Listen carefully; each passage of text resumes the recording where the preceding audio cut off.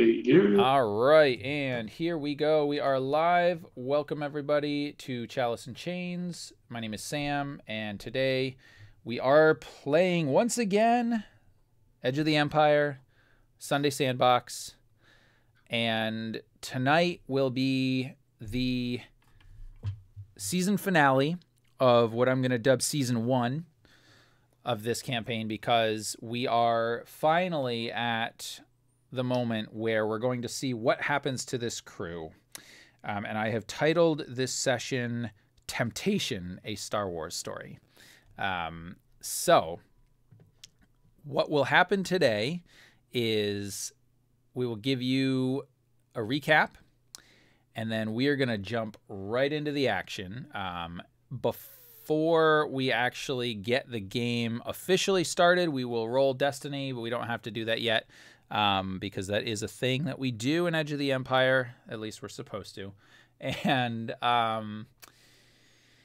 yeah, it's going to be a crazy one. I'm excited for this session, especially because I want to see that what will happen here will largely dictate going forward what you might see in terms of presentation for my Star Wars games in the future. So with all of that out of the way, we have a hyperspace effect. We come out, and this is a flashback to last time on Sunday Sandbox. A lot of craziness went down. Basically, the crew turned on each other. Kale had himself locked in the cockpit of the Mustang Sally, with Ingot trying to get in there, collect his bounty. They did their thing. They had a fight. And unfortunately, Kale suffered the worst end of that fight, got knocked out. Ingot then tried to turn in not only Kale, but the crew of the Mustang Sally, recognizing that there were small bounties on them from the Blood Riders, the swoop gang that Sasha had a run-in with quite a few sessions back. And then, of course, if that isn't crazy enough, we have a orchestrated drive-by with Hemi and Sasha on Ingot, taking him out in the perfect display of the narrative dice system, because the dice never go this crew's way, but it did that time, at least for for Hemi. And Ingot was knocked out. They brought everybody back to the ship. Pyrene, the newest member, the doctor, shows up, and everyone is on the ship for a minute. Pyrene takes the unconscious Kale in the sort of stasis chamber, or whatever you want to call it, the medical chamber that she had acquired to keep him alive, and is in an ambulance on their way to a medical facility on Nar Shaddaa. Of course, this was after she collected supplies from a former friend of hers, Macy, who was kind of a medical supply dealer.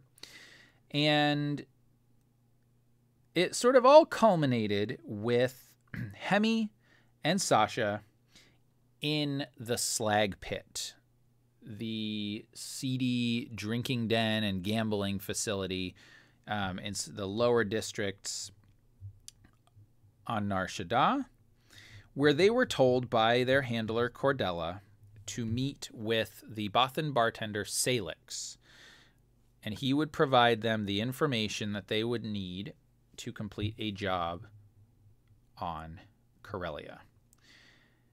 So, as it stands now, we have Ingot, now conscious again, but restrained in the makeshift medical facility that they made on the Mustang Sally, with another Bothan, Slicer, on board their ship fixing their transponder.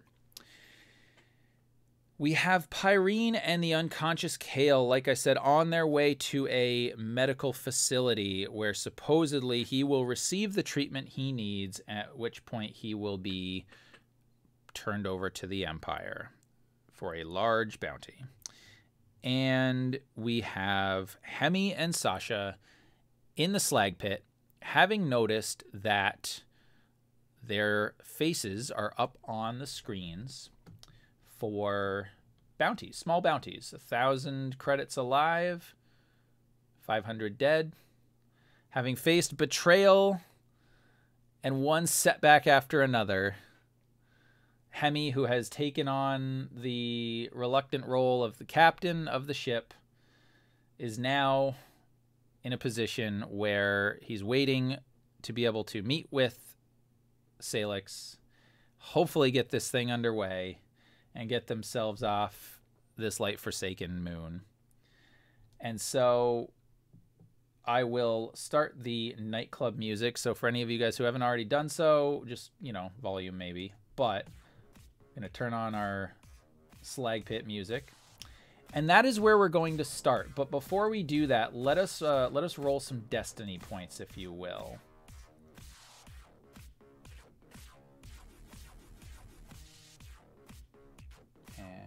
Where's my dice pool? There we go. I always end up rolling this from the wrong spot. So you want to roll it under, it should be under initiative, character sheet. You should see it under, I think, the combat tab. And it's right when you click on combat, it's right there. It says initiative, and you'll have cool or vigilance. Oh, sorry, not cool or vigilance. I'm sorry, I'm thinking of the wrong one. You want where is it? Destiny pool is right. It's actually right under your dice pool. Sorry, I was thinking of initiative. And I the one that says roll destiny. Yeah, it should say roll destiny. Okay, finally did it. Actually, you know what? Let me clear everything first, and see if that works better. It's been a minute since I played this game. Clear pool, force player update. All right, now go ahead and, if you guys can, re-roll those. Re-roll. Oh wait, re-roll. no. Yeah, hold on. It looks like it might have worked. 2 and 2. Yeah. So who do we got? That's for the Sasha. This is a new one. All right, timeout. Don't anybody roll anything. This is off to a good start already. Clear pool, force update. Now do it. Oh, that's better. Indeed. So we got. Who are we missing here? We got Kale. Okay, geez, you guys are racking it up here. All right, thank you, Hemi, for another dark side point. Okay. Still, the odds are not in my favor, but that's okay. Okay, so you're in the slag pit. You're the DM. Yeah. Yep, you're in the slag pit, and you're kind of waiting. You've seen that Salix is at the bar, right? He's tending bar, but it is rather busy. And you guys will have remembered that there was this like cage fight going on. And basically there was this Wookiee that, gladiator type that was in this cage, right? And beating on, this Trandoshan, which was of course great because those guys hate each other.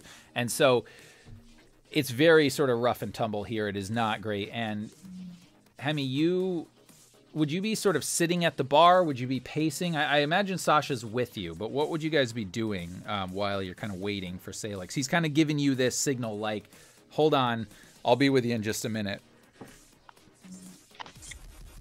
Well, Hemi would definitely, having taken notice of his bounty plastered all over this place, he will try to kind of face the wall in a sort of less than obvious manner, kind of in a dark corner, if he can. Okay. And Sasha, what would you be doing? Yeah, and I think Sasha would be being careful to face a wall if at all possible. Just try not to be too visible. Okay. Sure. So you guys are kind of over like in the corner of the wall somewhere, and you would kind of notice that this seedy little human is kind of eyeing you, Hemi. He's looking at you, and you can tell a junkie from a mile away, and that's this guy. And then he slowly walks over to you because he doesn't want to spook you or whatever, but he gets in just close enough that you can hear him, and he's got to speak a little bit over the music, but he says, hey, you're up on that screen there. And he kind of nods over to the bounty screen, and he waits for you to respond. I'll turn back and say, "You're probably mistaken." He's like, "No, I'm not mistaken."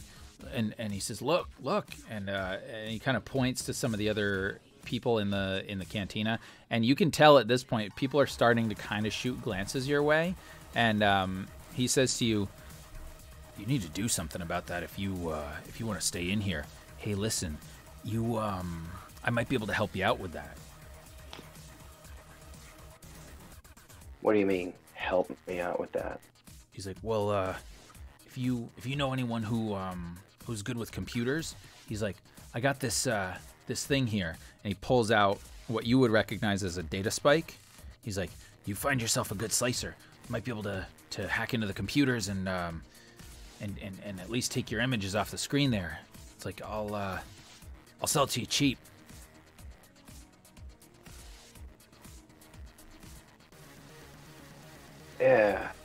Yeah. Data spike. How much you talking? He's like, "Well, we could deal in gold or in credits, but well, if you got something a little bit more lively, a little bit good time to be had, you know what I mean?" And like, he's clearly a junkie, so he's looking for a score. Yeah. And DM, do I believe I have actually some on hand from the name which I shall not speak. Yes, you would have some illegal Without substances on you. And I'd kind of grimace. I'll give that up. It was nice to have in a back pocket. This crew is enough to drive you to drink. So I will reach into my vestments and pull out this sort of almost like a futuristic version of a baggie, I guess, like a cellulose container that zips tight, and I would just flash it enough so that he would be able to see what kind of bag it is and say, like, this sort of thing. And he's like, yeah, that'll do it for sure. And he kind of holds his hand out to, as to reach for it. Yeah, I will move my hand towards the data spike and also pull that out and kind of, I'm trying to time this, you know what I mean? Mm-hmm. Like, I don't trust this guy. Right, yeah, for sure. And he's like, yeah, okay, same time. And as you make the exchange, he intentionally holds the data spike for just a moment, knowing that you'll also hold on to the bag. And I mean, he's looking at it, but he says, you throw in a little bit more, I might be able to tell you where you can find a slicer around here. Yeah, don't worry about that. I don't have any more. Like, and I go ahead. Drop the bag. Okay. Yeah, and I go to grab the spike, like physically. Yep. Okay. Yep. And he lets it go. He's like, all right, thanks. And listen, you better call somebody quick because people are gonna start to notice. All right. And it's not like your pictures are like constantly displayed on the screen, but they'll flash because there's a number of bounties on the screen. Kale's, however, is stuck up there with a big old bounty on there. But But the rest, yeah. Bajillion credits. Yeah, exactly. Suspected terrorist wanted. And so you now have a data spike. You have your Outlaw Tech, what do you call it, data pad as well, that's sort of to help slice. And Sasha, you probably would have noticed this sort of interaction as well. How would you respond to that? Yeah, I just kind of watched the exchange, kind of quietly with my hat pulled down as far down as I could, and when the guy walks away, then I kind of grin at Hemi conspiratorially, feeling a little hopeful. Nice. And I'll kind of turn back, like, once the exchange is done, and kind of, like, look the other way, but I'll say loud enough for Sash to hear, say, hey, you think you could take a look around, try to find us a computer terminal? Maybe we can take our faces off this news board. You got it. And so I wander off, and start to kind of scope the area looking for a computer. Yeah, and so the most immediate thing that you would notice is there's a lot of like sort of terminals where you could gamble, right? Where you could place bets on the various pod races and street races and everything that's going on. So there's lots of computers, and those computers specifically would likely be tied into this facility's network because it needs to transmit real-time data. So they are somewhat out in the open, but I mean, you know, there's people looking all over the place. Right. Sorry, go ahead. Oh no, yeah. So I was just gonna say, if that was obvious, then I think I would follow them behind Sasha as she started walking over in that direction, and I would just say, grab a seat at the end and sit one in. Try to give me a little cover. Yeah, I follow his instructions and kind of sit so I can keep a little bit of an eye out for anybody who might approach us and hassle us. Okay. And yeah, you kind of do that, and there's definitely a few people sitting there. There's like little screens above the terminals that will be showing like the various pod races going on. You know, there's one on Malastare, one on Tatooine, and then I think I mentioned last time they had a feed looped in to it seems like a street race going on in the streets of Nar Shaddaa. And so you got people betting on those. Most people are looking at the screens, and then occasionally they'll type in bets as they think, you know, whether their person's going to win or whatever. And so it doesn't seem like a lot of people are looking at you, but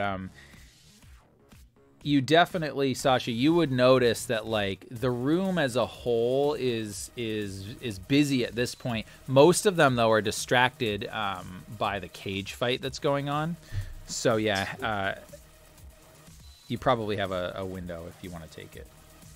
Okay. So I guess I kind of would keep an especially close eye on the cage fight then, so I can give Hemi an idea of when it looks like it's wrapping up, in case that might cause us some additional trouble. And I try to keep an eye out for Salix. Yep. While I'm at it. Yeah, no problem. And I mean, of course, Salix will be behind the bar, so he should be mostly easy to spot. The only thing is, the bar is pretty busy at the moment. But yeah, he's basically got an eye on you. He'll you kind of get the impression he'll motion you over when things are good to go. But yeah, so definitely you guys are okay for right now. So I imagine Sasha does her fair share of watching the pod races too. Yeah. Probably the ones that are not one of the ones like the one on Tatooine or something. Right, yeah, not the Boonta Eve Classic, but yeah, the Malastare or the or maybe the street races. But yeah, cool. All right. And so, Hemi, you notice that you kind of have a bit of a moment here. If you want to be able to do this, you could certainly do so. Yeah, I think he would do one of those, like, look over both shoulders. Yep. And then kind of quickly slide into that last chair and kind of take the data spike. Yep. You know, have the data spike like already in his hand, so he kind of like slides it right around the computer, right as he gets in there. Yeah, absolutely. And so, sort of mechanically, the way that this will work is that you would do the majority of the slicing with your data pad. The data spike is like a one-time use item that basically can reduce the difficulty of a computer's check by 2. But when it does that, it burns out, so you got one shot on it. And you would know that there's basically 3 actions that you need to take, right? You need to access the system itself. Then you want to disable the security so that it doesn't keep trying to shut you out. And then you'd want to enact the command to turn off the bounty screen, or at least take your pictures out of there. Accessing it, you don't know the security level yet. Enacting the command is probably hard, but probably nothing that you couldn't handle. But disabling the security might be the tough part. You're just not quite sure what the security is at this place. Okay, so just so you know, some of my talents and special abilities. Yep. So I have bypass security, which removes 1 setback per rank of bypass security, which is 1 from checks made to disable a security device. Okay. And I also have, I don't know if this comes, it's code breaker. Remove 1 setback per rank of code breaker checks to break codes. I'm not exactly sure if that's what we're doing here. Yeah, that would essentially be, so code breaker would help you on accessing the system, and then the other one would help you on disabling the security. So so that's good. And then from a meta level, this all takes me, I have technical aptitude, so it takes me 25% less time overall. So just from a story perspective. Okay, good. Yeah. So you plug in your data pad, and you start kind of just basic commands to just kind of see what's up. And it's a fairly standard, like if you want to access the files on this computer, it's generally password encrypted. You feel like that's not exceedingly difficult, but it's somewhat hard. So in your case, this is going to be 3 purple on a computer's check. Normally there would be a setback as well, but you don't. Obviously, that's negated in this case. So, gotcha. So if you straight up go at it, you actually get 2 boost dice too, I believe, for your Outlaw Tech data pad. So you'll get those for your basic slicer equipment. Which is great. All right. So I've added the 3 purple, and I've added the 2 blue dice for you. If you want to straight up roll, go for it. If you feel like you wanted to use any story points or destiny points, you could use those as well. It's up to you. Well, I have another talent that lets me re-roll. So I'm not going to use the data spike. Okay. I'm going to try to just natural roll this one. Yeah, go for it. And we'll see where this one goes. So this is computers. Yep. Intelligence. Yep. Okay. Cool.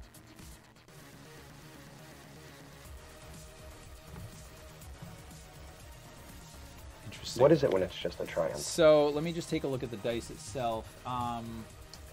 Okay, so you don't actually succeed because there was a threat, or sorry, there was a failure, and the success on a triumph actually cancels out that. So you just have the actual triumph itself left. So you don't succeed on your first attempt at accessing the files that you would need to get to, but you definitely have something really good happen. So if you have any ideas of how you want to use that triumph, you certainly can let me know. Otherwise, I can suggest something for you. So I'm trying to break a code here. Could we maybe have me stumble across a pattern, therefore gaining an advantage on a subsequent check? Yeah, I think that makes sense. That was what I was going to suggest, would be that you, as you're kind of digging around in the system, you know, you kind of expected that this was going to be, you know, sort of like casino security. I mean, yeah, casino security is a little bit tight, but because so many people have to access the systems, there are lots of different kind of backdoors and loopholes. This was not like that. This is way more advanced, but there is a backdoor, and you manage to find a way, you think, a way in. And so what we'll do is we'll say that that triumph gives you an upgrade on the next check. Okay. If you'd like. So it's still a hard difficulty. You still get your 2 boost dice, but you do get a an upgrade as well. So it should make it a little easier for you. So you still have to access the system. Okay, do I have to do anything for the upgrade? Because I have 4 yellow. I don't have any green. Nope, I've got it in the system, so it'll just do it automatically. Okay. Yeah. So let's see if you can make it Okay. this time. Give it another roll. Yep. Boom, there we go. Yes. All right. So I come in. I think I would nudge Sasha too. I'd be like, I'm in. Yup. All right. And she would totally give you another of those grins back. And a nod, you know, like, good job. Awesome. And so as you get into the system, right, and you're sort of hacking around in the code, this is like intense. Like, this is the kind of thing that you have maybe only seen in like locked down high level corporate stuff. Like this thing is way more advanced than you would have expected. And you also realize that you're not dealing with passive security. It seems likely that you're dealing with like an active, like basically another slicer whose whole job it is to detect intrusions and stop them. But you know that you've gotten in clean so far.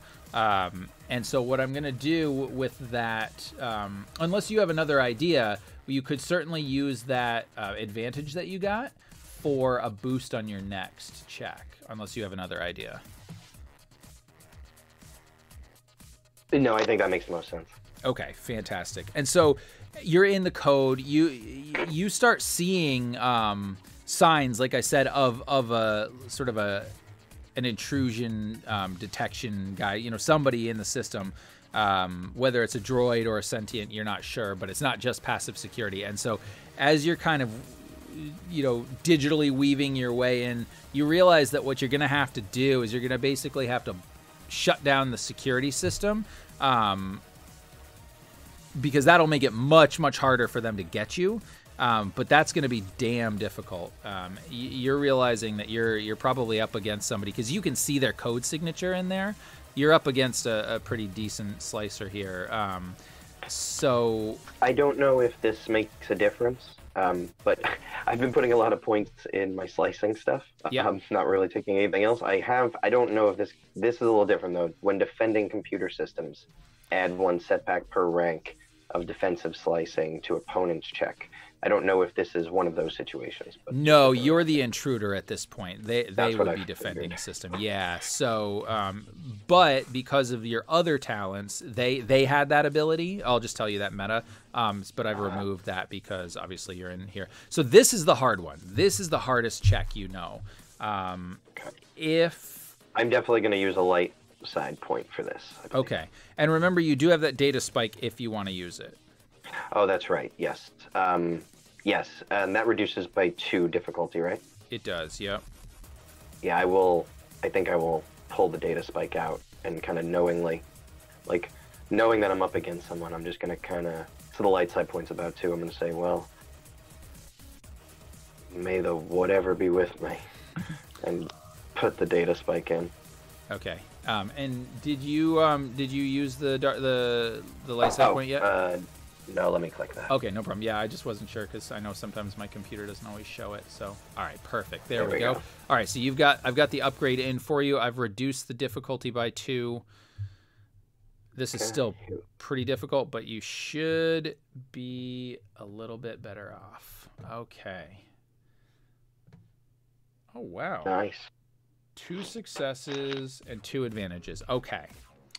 So you managed to get in there and, well, if you want, I don't know if you want to like sort of describe what it would look like to kind of almost like block this security system. And for the moment, you've kind of temporarily blocked out the defensive slicer. Yeah, so I think that like when I put in the data spike, I could tell by the little tag on it, like what this data spike was meant to do, and I popped it in and sent just like a barrage of the Star Wars equivalent of like malware at this thing, and the defender there was just going crazy trying to figure out where the real threat was, and I just kind of went right in. Awesome.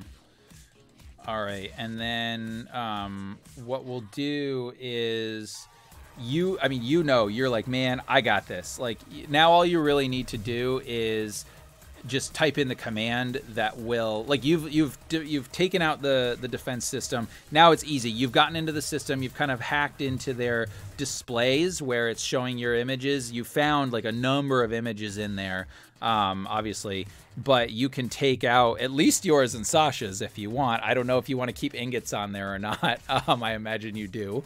And you could take Kale's down as well, but that would be very noticeable. Yeah, I'm definitely not going to take down Kale's. That would be like, removing America's Most Wanted from the board. So I wouldn't do that. I would definitely just stick with mine and Sasha's, because maybe having him wanted could be minorly useful to me in the future. Yep, absolutely. Okay. And so, your data stick or your data spike is sort of burned out, so you kind of pull it out and maybe pocket it because you don't want anybody to see it there. But so the last thing you've got is to now enact that command. That's difficult, but you're looking at a boatload of of boost dice here, so you should have you have about 4 boost dice, and it's against a 3 difficulty. Okay, I think I'm gonna roll with it and not waste another light side point, hopefully. So here we go. Oh yeah. Oh shit, yeah. All right. Good, this worked out perfectly. And so you get in there, boom, code, whatever. And yeah, the images will definitely disappear and you will get out clean. If you want to give some narration on that, you can. Otherwise, I can wrap it up. Yeah, I think, basically just I would find almost like a camera roll that's like updated from the central database. I would find it right away and just scroll right through it till we found our pictures, and just with a couple of clicks swipe these things off, and then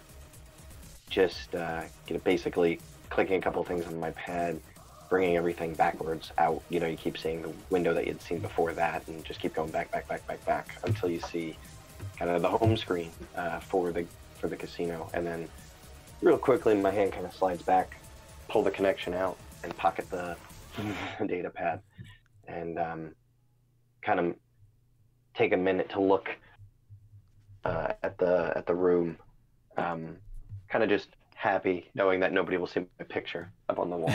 Yeah, and furthermore, you got out absolutely clean. Like, there is no trace whatsoever of you being in the system, at least digitally. Yeah, I kind of feel bad for the guy whose job it is to keep this place secure.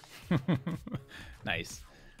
Yeah, well, he definitely he wasn't expecting to come up against somebody that would do that right here in the in the lobby. But yeah, for sure, that's awesome.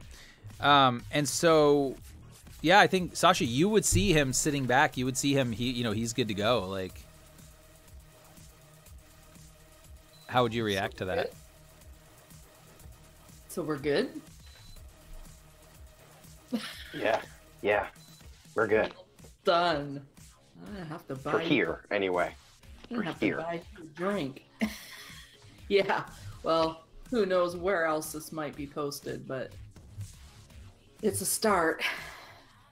And thinking back to the illegal narcotics that I traded for this, I kind of think I might need that drink. And as you kind of say that, think that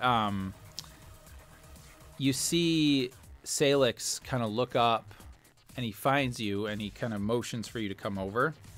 And he kind of moves over to the edge of the bar to where, like, the bartender would go behind it or whatever. There's like a little door, and he comes out, and you see he kind of like snaps his fingers, and like this little droid bartender comes out and starts like, taking over his job temporarily. And then he says, and he looks to you and Sasha, you are Hemi? You are the woman, Sasha? I look to Sasha, look back. Yeah. Very good, very good. Listen, we don't have a long time. Come with me. We'll take you into the office. We'll get you the information you need to know. And he kind of motions for you as there's like this door, and he, there's like a little, obviously like a little keypad or whatever that he would, put his credentials up to, and then, lead you into a back room. Would you go? I follow silently. Perfect. Yeah. All right.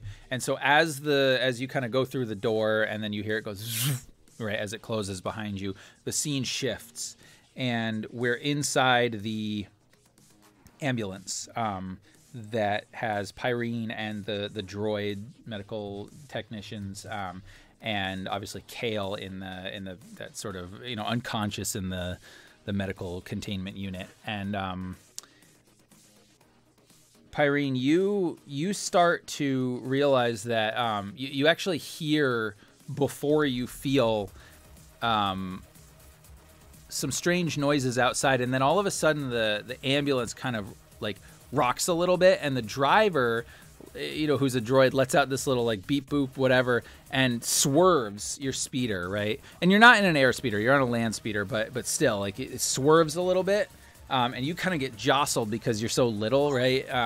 Up against the thing, and then one of the droids looks up to the thing and says, "Do we have a problem?"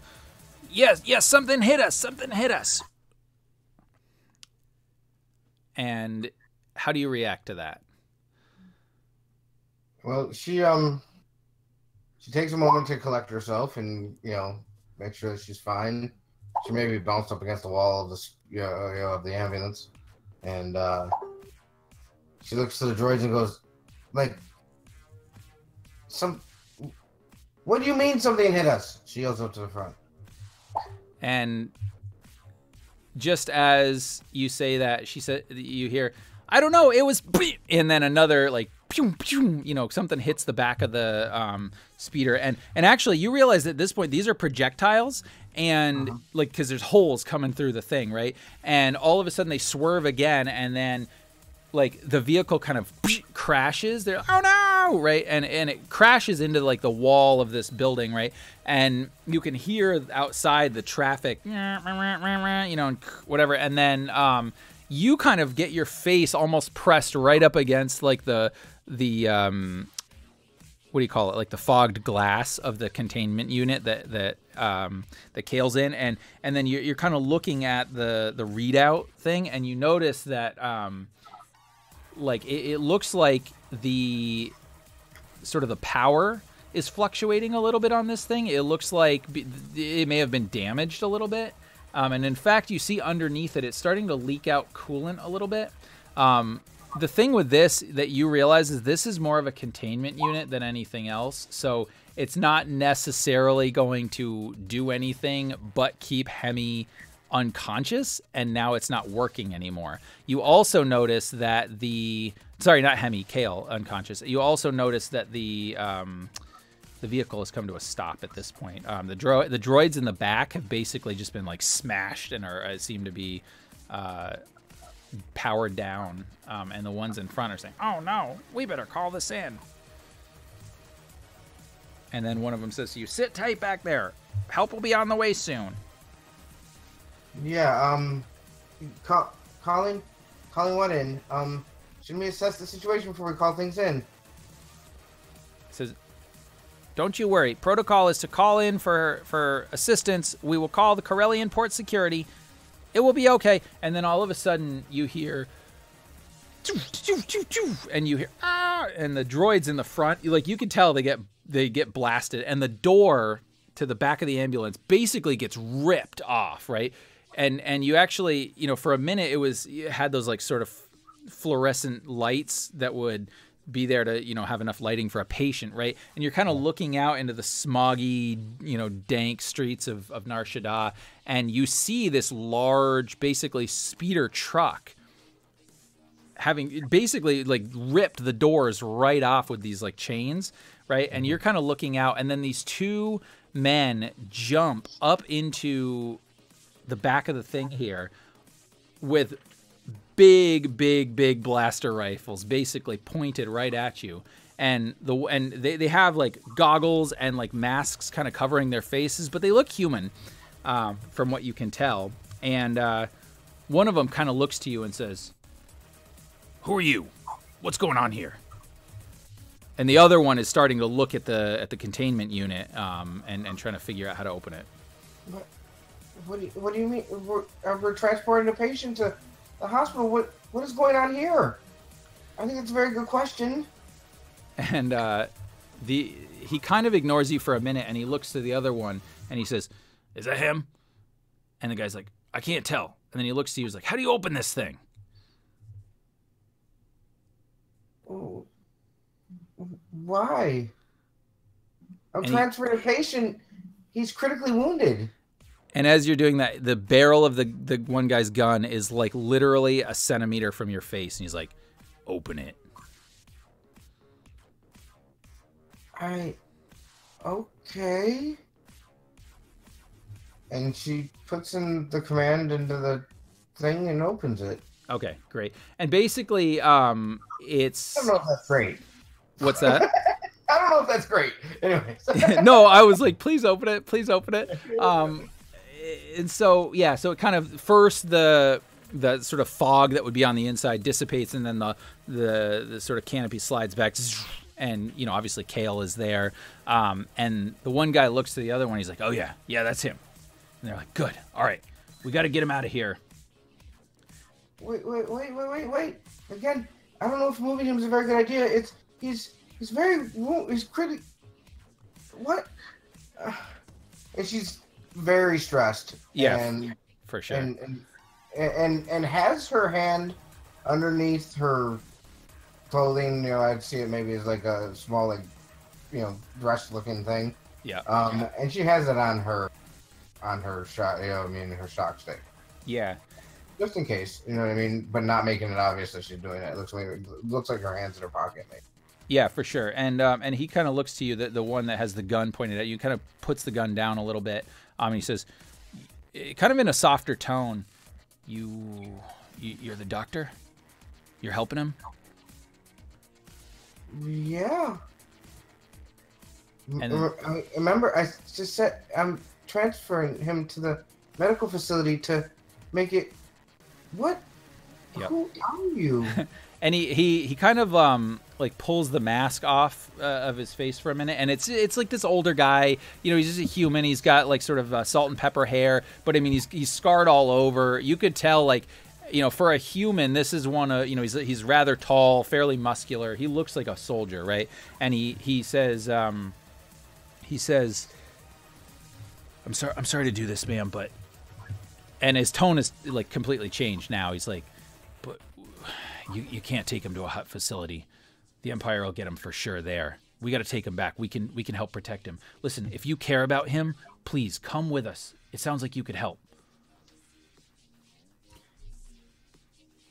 And she stands there dumbfounded for a moment, because she's putting two and two together, because she knows who Cal is, and she knows what he has done on the other planet. And she just lets out a very uncomfortable, "Oh, I see. You're a rebel." and I said, a rebel, but she whispers that, just like him.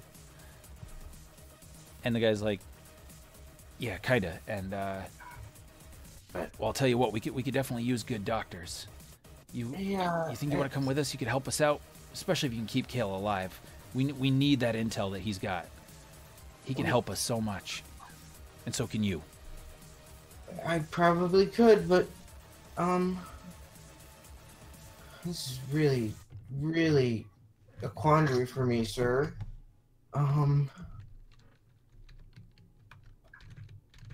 What if I say no? And she looks to the ground. And he kind of looks at you and he says, I mean, we're not going to kill you, but we're still taking Kale with us. But let me ask you, if we take him and you say no, what do you think's going to happen to you? I think you're going to put that blaster in my face and I'm going to have a big hole. No. I promise. You don't make any trouble for us. We're not going to make any trouble for you, but we're taking Kale. But I suspect whoever you work for, do you think they would have a problem? Absolutely, sir. Well, absolutely. And she starts to breathe real heavy. It's just that I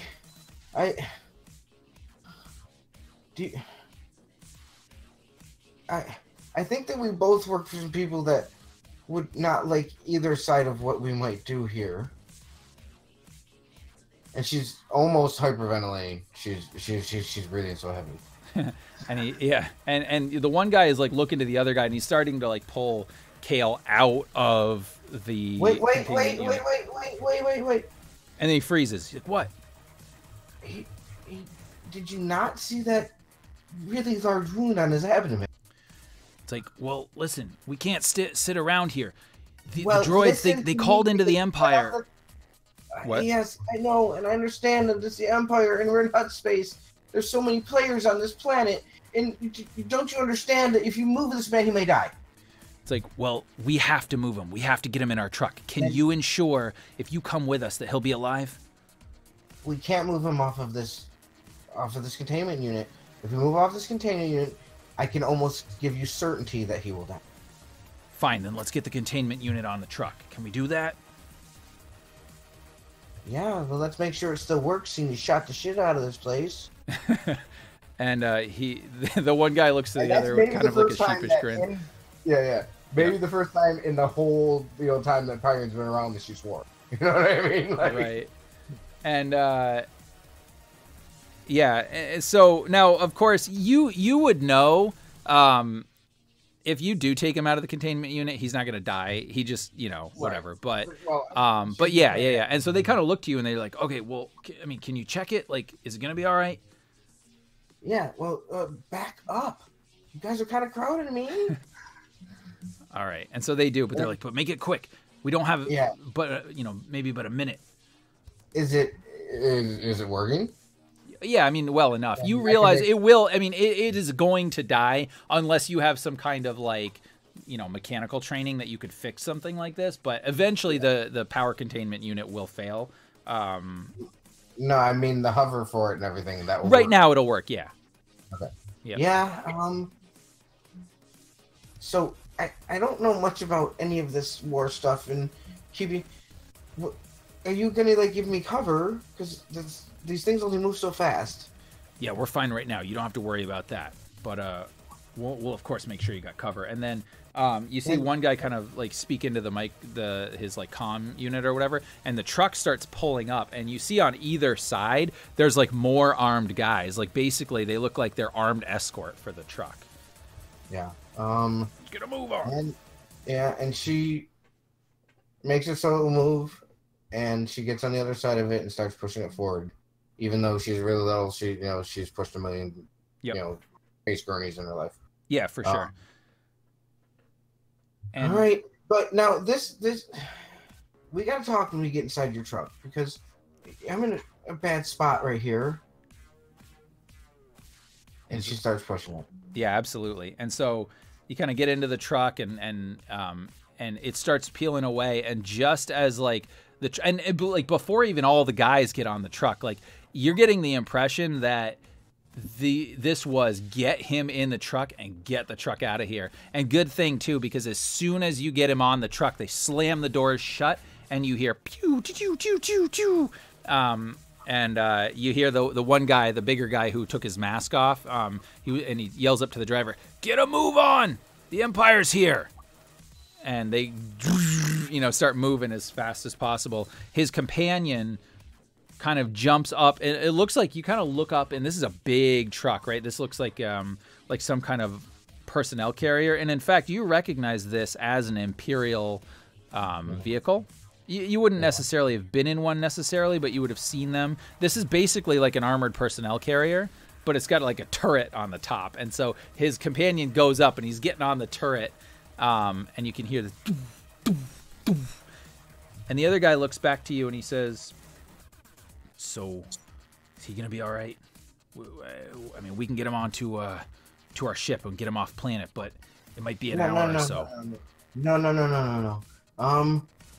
Yes, he will be all right with the proper care. But okay, so you said you need my help, but I think I might need your help too. Yep. What do you need? I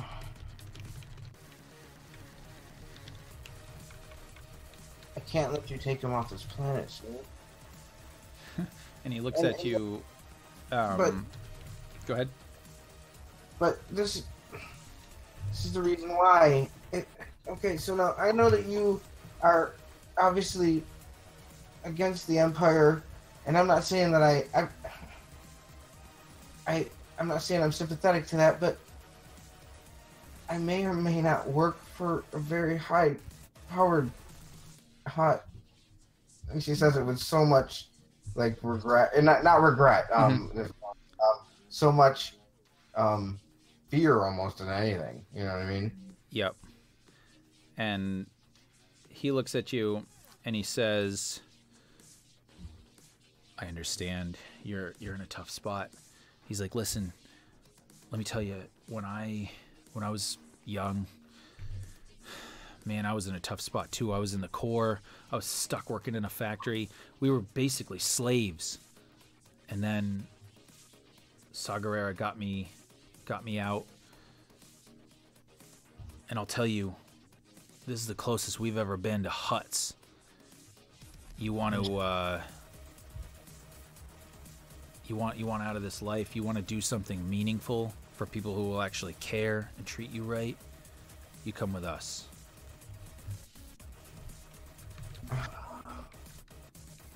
You know that I'm a doctor because I told you. I mean, I'm clearly a public servant because of that. But and she looks over her shoulder a couple times. If I tell you something here, is it confidential in this transporter? He's like, "Look, Doc, we're taking him off the planet. We're never going to see these people again. I don't think that you have any problems here."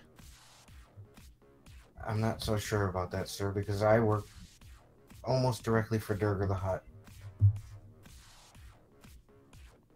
And he said, he just looks and he's like, "Well, does Durga know where you are right now?" Maybe not him personally, but my friend that works for him certainly does. She may even know that I'm in this transporter right now. And that makes him nervous. And he's like, "How? How does she know? Do you have a tracker on you?" I know. Well, I don't think so, but I'm gonna be very honest with you. And she again starts almost hyperventilating. I think I need to make a call, and you may need to drop me off. I don't. So many things. You may have just made a death sentence for me, sir. He's like, "Well, listen, I can't do anything about that unless you come with me. But I can tell you, if you come with me, You'll be under our protection. From all of the huts, is that what you're thinking? That's right. Mm. The huts will not mess with the partisans. They have no reason to. Frankly, I don't think the huts are going to care if you go with us.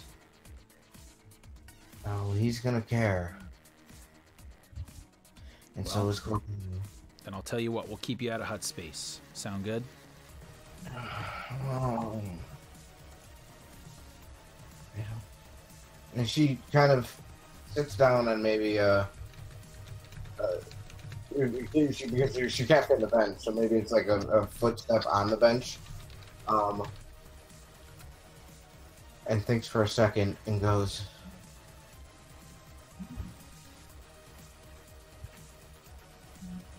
"Please stop the truck." And you see him start shaking his head, and he's about to speak when you sense, more than you see or hear, movement from the side, from the containment unit where Kale is, and you see Kale starting to come into consciousness. You know he's gonna be conscious here pretty soon.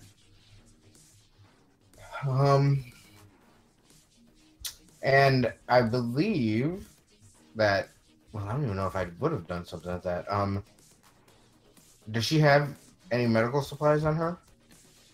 I don't know that you would have necessarily. I mean, you probably have like a medical bag, and there's probably like a small amount of medical supplies, like as part of the containment unit.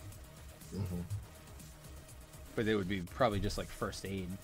So okay. Wait.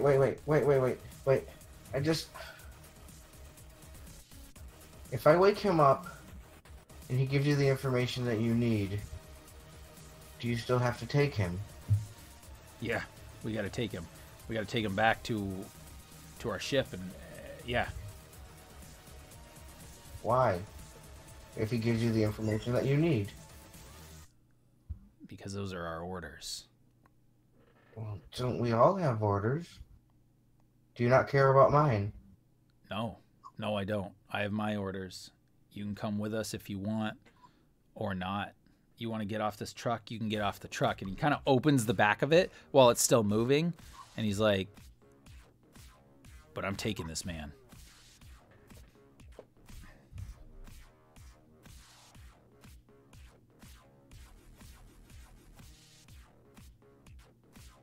I'm being silent for a long time on purpose. Yep. And she lets out a sigh.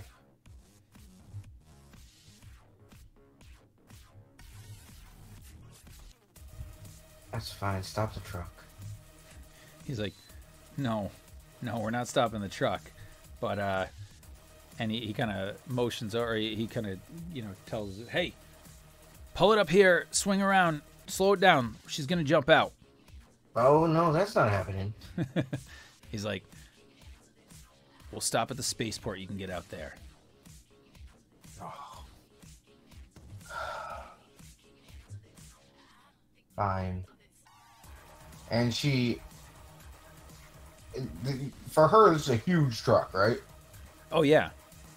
She disregards Cal at this point. Yep. They want him, they can have him. But I'm not going to give him any medical care because I don't want to be a part of this. Right. And she kind of goes over maybe on top of an ammo case or something. Okay. Small, like a chair to her. Yep. And she begins to weep a little bit. And not trying to get sympathy. She's just emotionally drained at this point. Mm-hmm. And while she's doing that, she kind of tries to very discreetly use her communicator. If you want to try to do that discreetly, you're going to have to make a skullduggery check for me. Yeah, that's not something she's amazing at. You know that. Yeah. And, yeah, that would be, somewhat Wait. difficult. How many people are in this truck? Well, so right now, I mean, there's really just the one soldier in the immediate back of the truck. There's the other guy up in the turret, and then there's a driver and a passenger up in the front.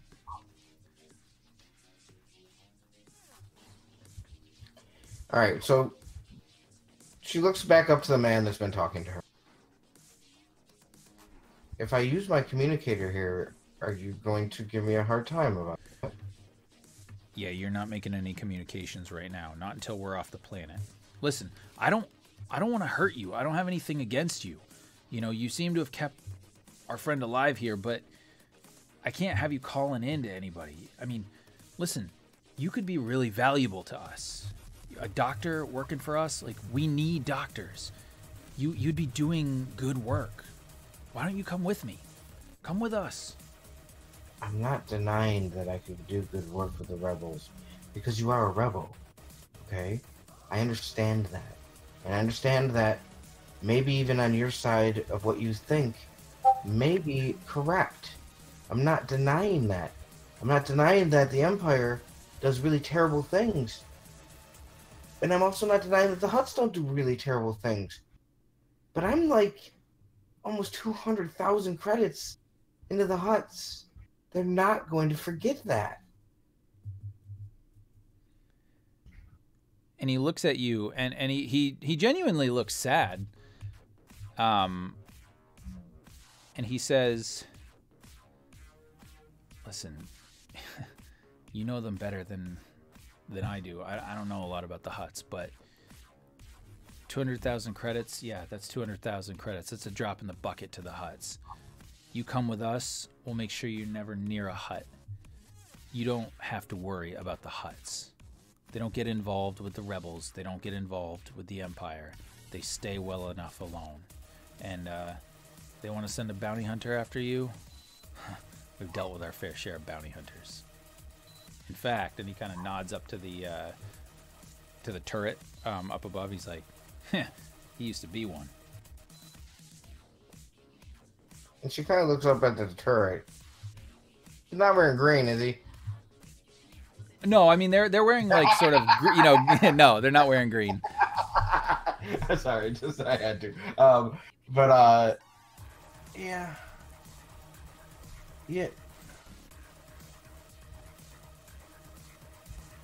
It's really attractive, sir. What? My name is Pyrene Joy. What is yours? And he says, my name is Captain. And just as he's about to say his name, Kale like wakes up like and like shoots right up, taking in this big deep breath, and then there's like this tremendous amount of pain, and the captain kind of looks over at him and is kind of like holding his gun, like, because this is startling, right? And he sees Kale there, and Kale,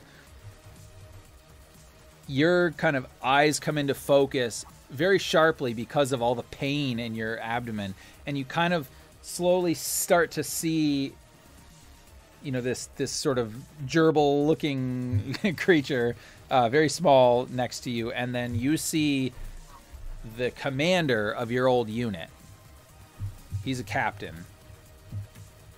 And if you want to tell me what his name is, and you can just make it up. I would say his name is Riker. Captain Riker, okay. And as you kind of come into focus, and you see him, he's got his gun at you, but you can tell, like, it's not the trained aim of somebody looking to kill you. It's more of just like the defensive training that any of you guys would have. And he has a concerned look on his face, but he's definitely staring right at you. And as you kind of come more sharply into focus, he says to you, Kale, thank God you're alive. I think he would go to reply, but then he would start like coughing up blood in his hands. But then he would look back at him and kind of give him like a, like a salute type thing, like they usually do. Yep. Yeah, like sort of like a weak salute or whatever. Awesome. And he says, oh, go ahead. Okay. No, you go ahead. After that, he would probably look at him and like ask him what's going on, and then he would look at Pyrene and he would be like, "What is she doing here?" And Riker would look up to you and he would say, "She's the one who saved you. She's the one who had you on the way to a medical facility anyway. We're gonna bring you back to the ship. We'll patch you up. Hopefully she'll be able to help. And don't worry, you did good work. We know you couldn't take out the target, but it's gonna be fine. We'll get you back. You'll debrief. We'll get you patched up. Get you new orders." He would like nod at him, and then he would look back at Byron and he would be like, "I need you to do me a favor."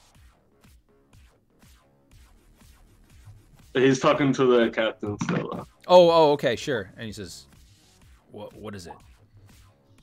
I need you to set your gun to stun and stun her for me. And he looks at you, and then he looks at the doctor. He's like, "You want me to stun the doctor?" And let's just say when I asked for help earlier, she shot me with her stick, so it's a little payback. Yeah, that was for a medical reason, not because I have malice against you. You tried to blow us up. And he would look back at the captain. He's like, "It's that, or I'll get up and toss her out of the car for you." And the captain at this point starts laughing, and he's like, "Kale, she's like a meter tall. She doesn't have a weapon. What are you talking about?" And he's like, "Look, sit down. I don't want you to hurt yourself." And he's like, he looks over to Pyrene and he's like, "Listen, you might need to dose him with something." Kind of under his breath. Yeah. He would probably reply, "Fine, but if shit goes sideways, it's not my fault. I warned you." He's like, "I don't think we have to worry about her, Kale. Don't worry." And after that, he would probably be like, "You have no idea what I've been through." Yeah. Oh, talking about that, he would be like asking the captain if this is the only people that got sent, like if there was any more. And the captain would go to respond, and I'm just going to paraphrase it here, but he would jump in basically and say, "No, we've sent a squad out here to get you. We got to bring you back. You have valuable intel, and we wanted to make sure that we like extracted you because they were going to basically kill you.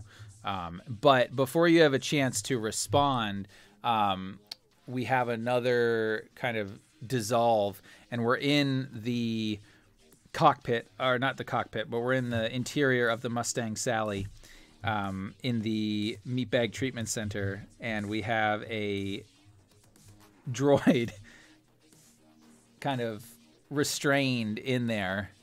And Inget, this whole time, you have been sort of in communication with Papa. Okay.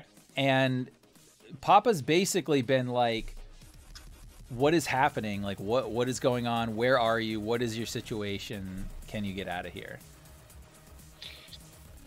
So Ingate would reply, "Papa, currently locked up in the facility on board the spaceship. The others have escaped my reach. Kale, the partisan, is gone. The others disabled me with a ion blast. I am currently locked up and need to break free of my restraints. Awaiting further instructions." And you basically get a response back that says, "Are you so helpless that you cannot get out yourself?" With that, can I use a destiny point to try to break the chains I'm on, like the restraints? Yeah, okay. What I'll say is that you could do I guess basically you just do a brawl check.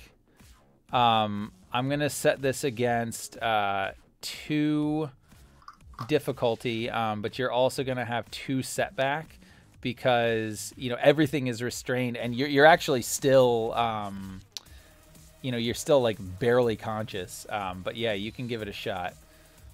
Okay. Will I get a upgrade with the destiny? Yep. I put the upgrade in for you. 3. So brawl. Okay. I'm gonna roll it. All right. And so you break free of your constraints. However, you do take 2 points of strain. So that, I guess that puts me back because I had only 1 strain left. Okay. So I could break and then I guess black out again for a second. Yeah, but before you do black out, that sucks. You realize that you have a restraining bolt on you, but you kind of are able to send one last communication to Papa saying, I've broken free. Circuits are powering down. Yeah, I know what I'd say. He'd say, Papa, I have made it out. Circuits overloading. I have failed you. and then maybe the last thing that happens before your circuits shut down and your computer goes into kind of a sleep mode is he says, "You are right. You have failed me." Damn, harsh. Yeah. Papa, I think the way I understand this is sort of Papa basically uses you for a value, and if you don't have value to him, yeah, that makes sense. Too happy with you. Also, actually, the very last thing that your visual scanners pick up is a head popping in, kind of looking in the door, and seeing you basically pop out, pass out, right? You kind of break your restraints, and then you fall off the table that you were on, clank down onto the floor. You hear the of the door open, and this head looks in, and he says, "You all right?" Need to power up. Power. Zoom. And Meta, the guy fixing your transponder, is very relieved that the droid has gone unconscious again, because he heard that droid was crazy. So what I'm gonna do, if you guys are okay with it, let me just take a look really quick at one thing here. Inget, I am going to have you make either a resilience or discipline roll for me. Hemi, you said? No, Inget, sorry. This is going to be against a 3 difficulty. Okay, I'm ready. Yep, go for it. Holy shit. All right. Awesome. And I think what we're going to do at that point, I'll resolve that in just a moment. But why don't we take a quick 5-minute break, bio break or whatever, and we can get back to that and then see what happens to our friends in the cantina. Does that sound good? Maybe like a 5-minute break? Sounds good to me. Perfect. I'll be right back.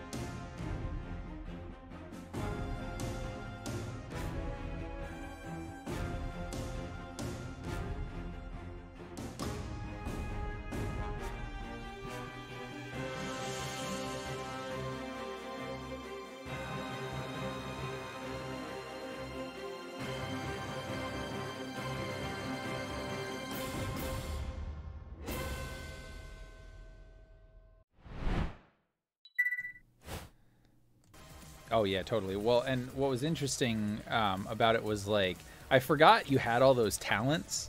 Can you guys hear me? I had to switch to my laptop. Okay, cool. Yep, we did. Hear you loud and clear.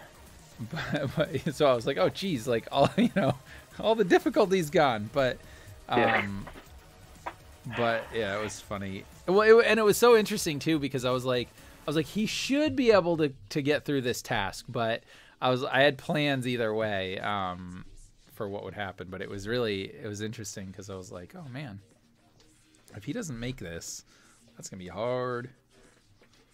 Yeah, pretty much all my skills have been. No, I think I used XP to bring one of my computers up to 4 yellow. Nice. Yeah. Like I had started with 3 yellow because that's where I put all my points in computers, because it just seemed realistic for this kind of character to be fairly bad at just about everything else. Yeah. And so that was just one thing. And then otherwise, every time we get XP, I'm like, oh, I'll take this talent. I'll take that talent. I'll take this talent. So they've just been like stacking up in my talent tree. And like, oh, for sure. Man, when I hit a computer, I'm gonna demolish it. Yep. Well, and it was funny too because I was looking at it and I was like, am I gonna put him against passive opposition? And I was like, no, for the access we will, because that would make sense. But then I was like, nope, you're going up against a slicer. But you're a better slicer. Yeah, it's way more fun. Yeah. It's more fun doing it that way. Totally. Cool. All right. Well, I think if Ingot is back, sounds like Anthony is back. I'm back. Cool. Maybe we'll resolve your piece here real quick, and then we can get this party started. Does that sound good? Sounds good. Cool. All right. So I had you make a resilience check because after a few minutes, again, your sensors start coming online. And you realize that as you're kind of spooling through your diagnostics that you've come back a lot sooner than you would have expected. And you actually feel like some wires in sort of the back of your head. And you kind of look around and you realize that the Bothan who was on your ship has kind of like plugged into you for a minute. And he's like, oh, you're back. Good. Listen, you can't do anything because I've got control of that restraining bolt here. But why were you restrained on this ship? And you can speak at this point. You realize your vocalizers will work. Okay. I'm going to, look at him for a moment and say, this crew was carrying highly illegal cargo. They are wanted criminals, including a partisan with a high bounty. I am a bounty hunter droid. They restrained me because I was going to capture them and turn them into the authorities. If you help, there is a large bounty that we can split. Very profitable. And he said, when you said I was going to turn them into the proper authorities, he starts like, his face just falls, right? And he was like so disappointed. And he's like, oh, I wish you hadn't have said that. That's not good. Oh man. He's like, she told me that you were the one we had to watch out for, but I didn't know. And then of course the Duros there was talking about how you were crazy. And it's like, listen, my boss, your boss, she's heard some things, man. Like, you're in trouble here. Negative. Turning them in is the partisan. High bounty on him does not work for the Huts. He's like, no. I mean, it seems like you're getting in. Listen, she doesn't care that much about the partisan. She cares about you guys getting the job done. And it seems like you've been a complication. Like, I was supposed to just come here and just fix your transponder, and then everything's gone sideways, and now I'm getting new orders. Ugh, you guys are just wrecking my day. Listen. And he's like, hold on. And he says, I'm going to reprogram you. You're gonna be docile. Before you begin, Yeah. you're just gonna say, "Has Cordella instructed you to reprogram me? Yes. On what cause?" That you're screwing up the job for this crew. This crew has screwed up the jobs on their own at every turn, seeking to do that which they were not ordered to. It is only I who has done what the Hutts have wanted, and to acquire additional property that is valuable to us. These individuals have harbored and helped out rebels, partisans, criminals, and they have brought on the ire of the Imperials onto the Hutts, potentially. And If you are interested in a large sum of money and to help the Hutts further, you can release me, and I can make this problem go away in addition to accomplishing her objectives. and he pauses for just a minute, and he's like, well, listen, I mean, I'd love to believe you, but I don't know that you can help me. I mean, you seemed pretty helpless here yourself. Perhaps, but let me warn you, if I am reprogrammed, there is another who has programmed me and my birth. He shall come, he shall kill all who dispose of his property. And he says, I mean, I don't know. I'm not so worried about that. He'd probably just think it was the crew, your crew.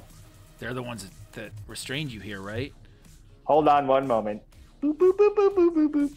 I have just sent your facial recognition to him.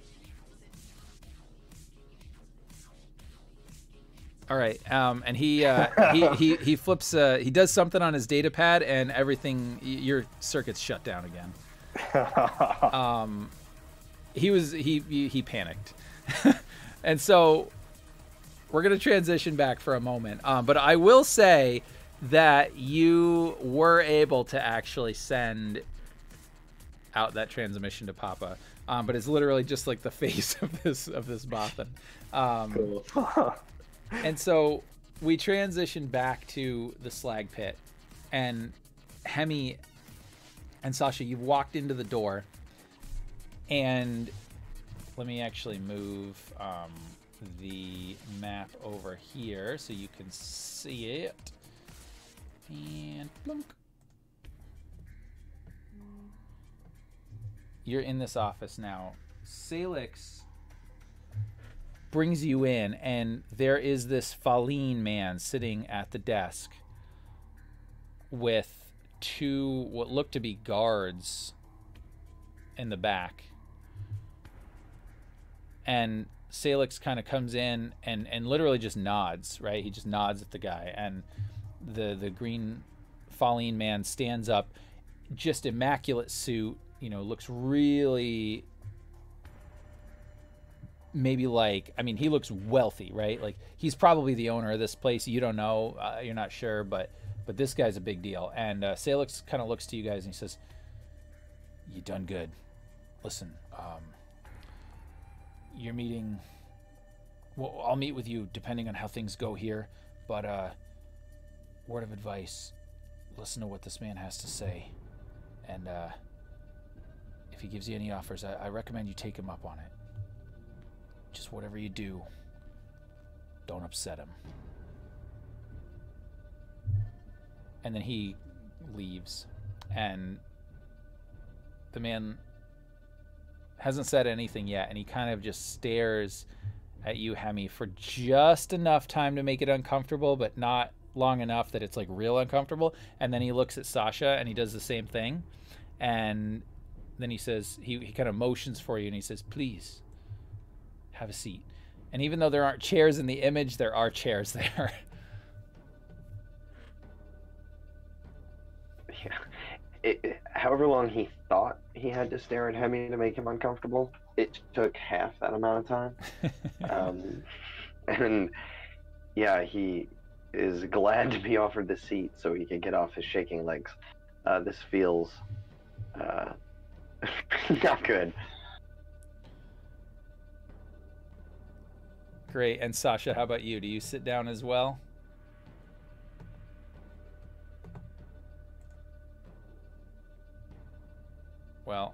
not sure if we can hear Sasha or not, but I assume that's a yes.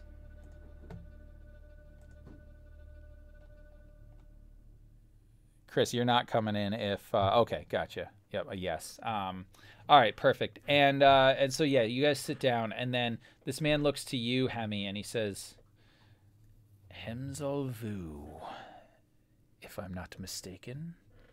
And then he's kind of waiting for you to respond. That is correct. He says, yes, my intelligence is accurate then. Good. He says, you have impressed your employer. May not seem like it, but you seem to have... Well, you seem to have made quite a ruckus in this city since you've been here. But your work out there in the lobby has impressed me. Well done. Oh, you saw that? Yes, well, we knew when you came in. Your meeting was expected. This was a test for you, of sorts. You did well.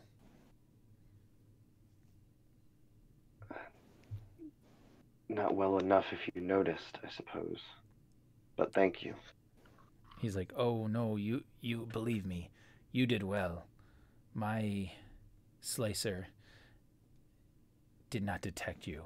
We had cameras on you, though, and the man who told you about it, well, it was all a plan. This was all a plan. You must understand. You are quite valuable to us, I think. And then for a minute, he realizes that, like, he hasn't even told you his name, and so he says, I'm sorry, I've forgotten my manners. My name is Zorot Samij. I am the owner of this establishment, and someone who's quite interested in the skills that you two possess. And then he looks at Sasha as well. And then he waits to see what you'll say. Oh, you... What could you possibly know about me? She has a look of honest curiosity on her face. She's not being a smartass. Yeah. For once. And you see him type on like his computer, and he looks at his screen and he says, and does Sasha have a last name, by the way? Nope. All right. He says, Sasha, and then he proceeds to tell you the planet that you were born on. He starts to, tell you a bunch of information about you, and then he says, and since you've been on Nar Shaddaa, it seems you have angered a swoop gang. You have lost 2 of your companions, and yet you are here. It seems your skills in the cockpit are prodigious. I like to pilot. It's fun. It's what I do. And it seems as though you are good at it, which is why I have brought you here. I am sure that Cordella would have you putting your skills to work as well, but I think that she could spare your skills for a little while anyway, if you wish to seek other arrangements.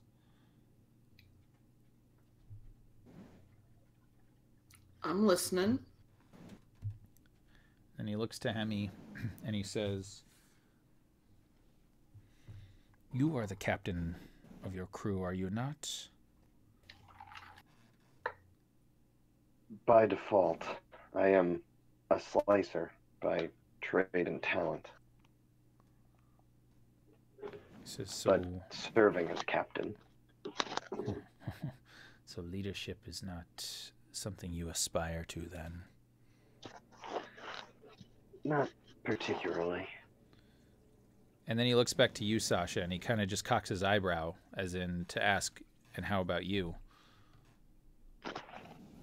It hasn't proven to be a natural talent of mine so far, sir. I'm happy just to pilot the ship. He says, very good. I can see why Cordella wanted to work with you. I mean, she is an ambitious woman, highly ambitious, and those that she believed would complete the jobs for her, would make her look good in the eyes of Durga. Well, that is a valuable crew indeed. Makes a lot more sense now to me. Your prior captain, I take it she was the one who gave the orders? That'd be correct. Yes, well, look where it got her, huh? Sasha's eyes turned sad at the thought of Zaya. Yes, sir. He To be says... fair. Oh, go ahead.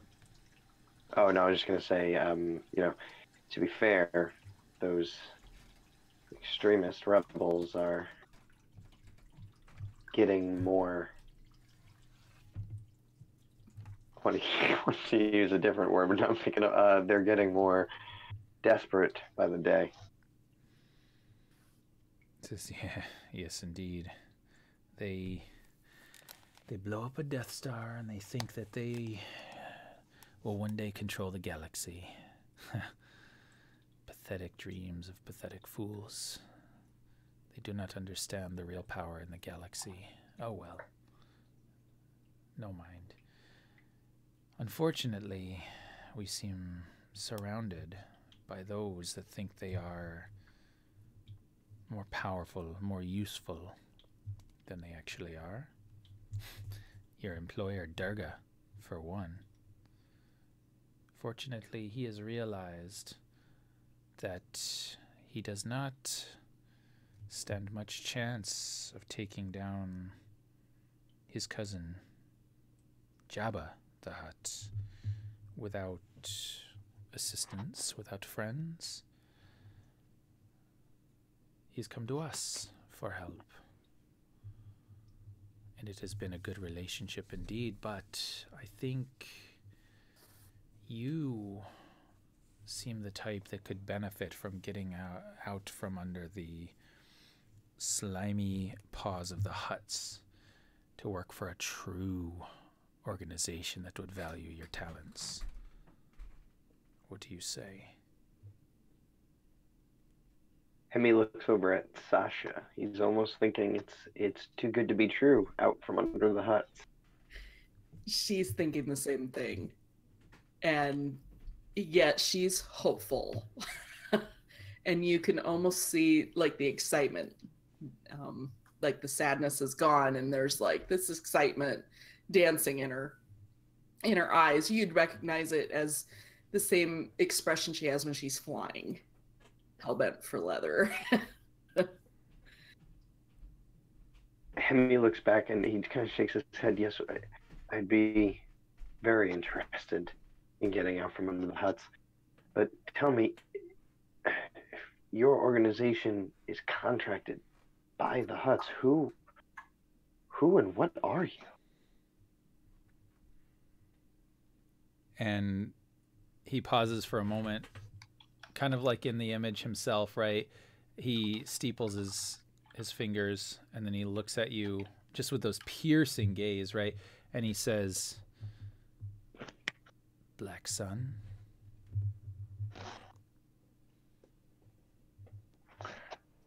Oh, realization hits Sasha's face. Frying pan into the fire. She doesn't say that out loud. She's just thinking it. Now, I don't know if this is true, but Hemi has heard that essentially people who reject offers from the Black Sun, they don't stick around for very long. That's the rumor. That's what Hemi's heard. That's what he's heard. Okay. He doesn't have much connection to the Black Sun prior to this, and he's going to just kind of lean back in the chair and just kind of nodding, kind of like surreal, like I'm going to be working for the Black Sun now. In his head. And I think maybe Zeru is very, very perceptive. And I think he can probably get kind of an idea of what's going on. And he says to you, "Oh, do not worry. Your life is not in danger if you turn me down. Honestly, you will be working for us one way or another. Cordella is highly ambitious, and I will tell you, she does not wish to stay under the thumb of the hut any more than you do. So it is within her interest to see that you succeed, because if you succeed, she succeeds, and if she succeeds, well, she thinks that perhaps she could find a position within our organization. I think she chafes being in hut space. So one way or another, you will benefit us. It just depends on whether or not you wish to continue to take your orders from her or from me." Pardon me, sir, but what kind of work are we talking about? And do you mind just explaining what are you guys about? And he says, "Have you not heard of Black Sun?" I've heard of you, but you know how it is. Rumors here, rumors there. I'm not real sure that that I know what the truth is. Good. And he says, "Well, put it this way. For a pilot with your skill, there would be no lack of work. If you like to fly, and that's what you would do. You would fly.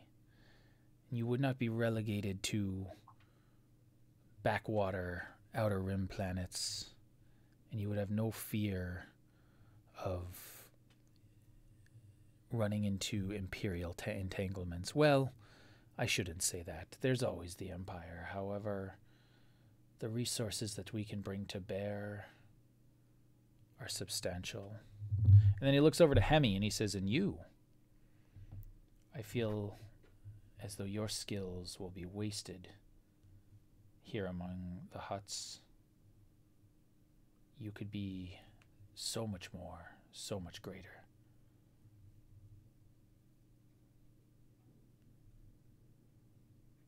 Hemi is kind of in thought, but eventually he kind of snaps out of it and leans forward.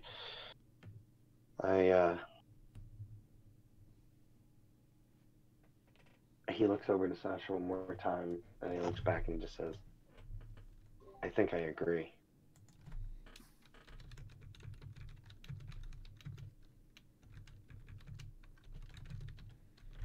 And he's on board. He shakes his head.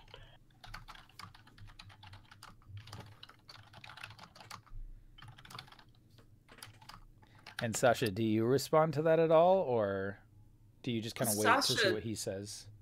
gives Hemi a long look, and there's a lot of things going through her head, and she turns to this man and says, "Well, I'm on board too. Can't be any worse than the situation we're in, and frankly, if we're going to be working for you anyway, I'd rather work for you directly." And he says, "That's excellent. A wise choice." He says, "However, you do still owe the huts. Now, we could take care of that, but no deals are without cost, as you know. I understand you have a droid as part of your crew."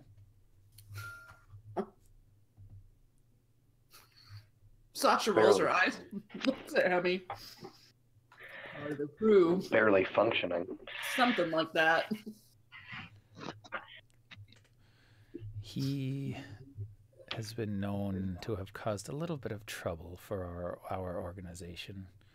Well, him and his, I don't even know the word, employer, creator, caretaker, whatever. Oh, they owe us a little bit of money, and I'd like some more answers. So if you deliver him to me, we clear your obligation to the huts, and we can find you some work more suitable to your talents.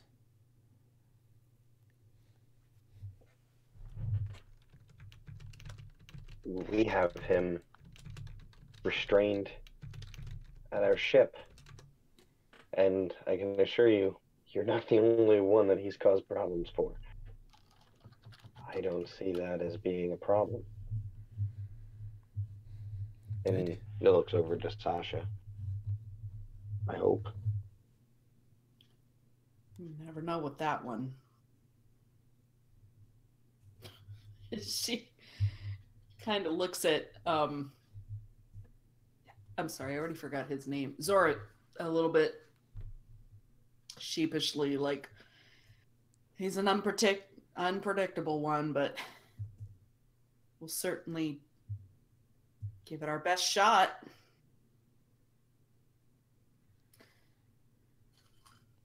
And he sits back and he smiles and he says, "Very good. I was hoping that you would see reason. I take it you will have no trouble bringing him in?"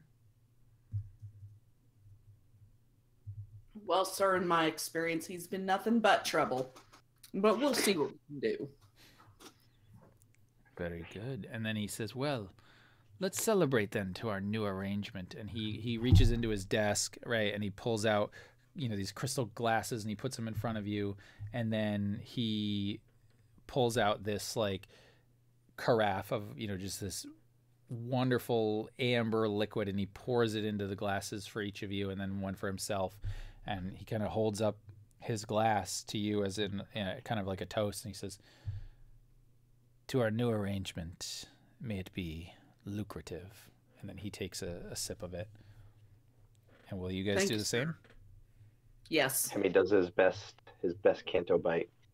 Fancy glass toast. Awesome. And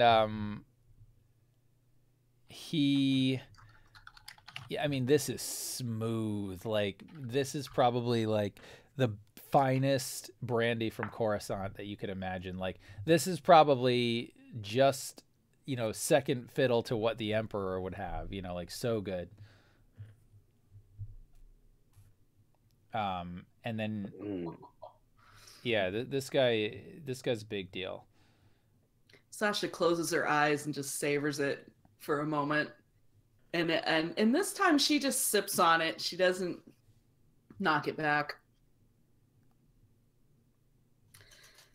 And go ahead. I certainly like your style, sir. Excellent. Well, I'm sure that we will have plenty of occasion to get to know each other better. But seems you should be on your way. You have your first job. Bring the droid to me, and we will make other arrangements when that is complete. Yeah, still eager to get out of here. Yes, Hemi sir. will stand up quickly and nod his head. Sasha will drain the rest of her glass then. Awesome. And so you exit the office. As you walk out, you see Salix kind of nod to you and kind of looks like, are things good? I'll nod back in passing. All right. And then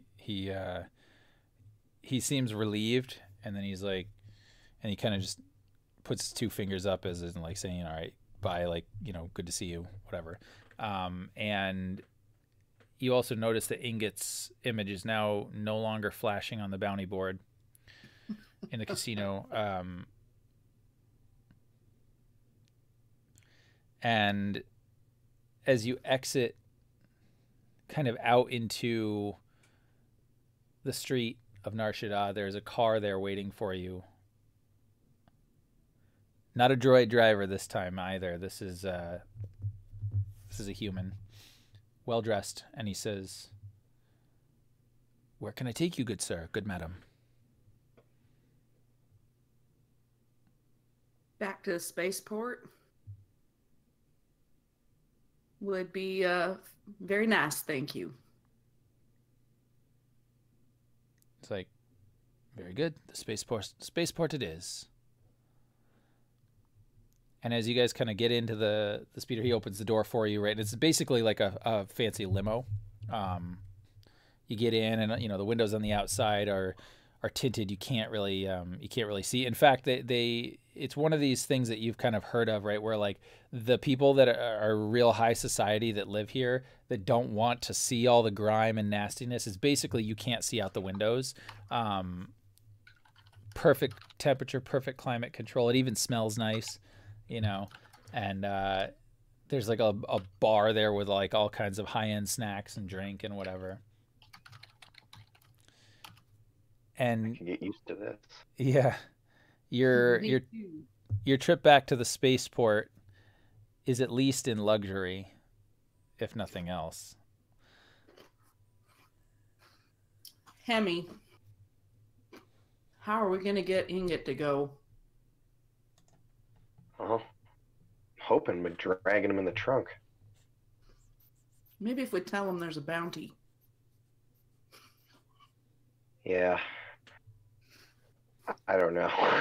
He's kind of nodding and like shaking his head. I just hope he's damaged enough to make it easy, but not too damaged so that Zorut can't get what he wants out of him.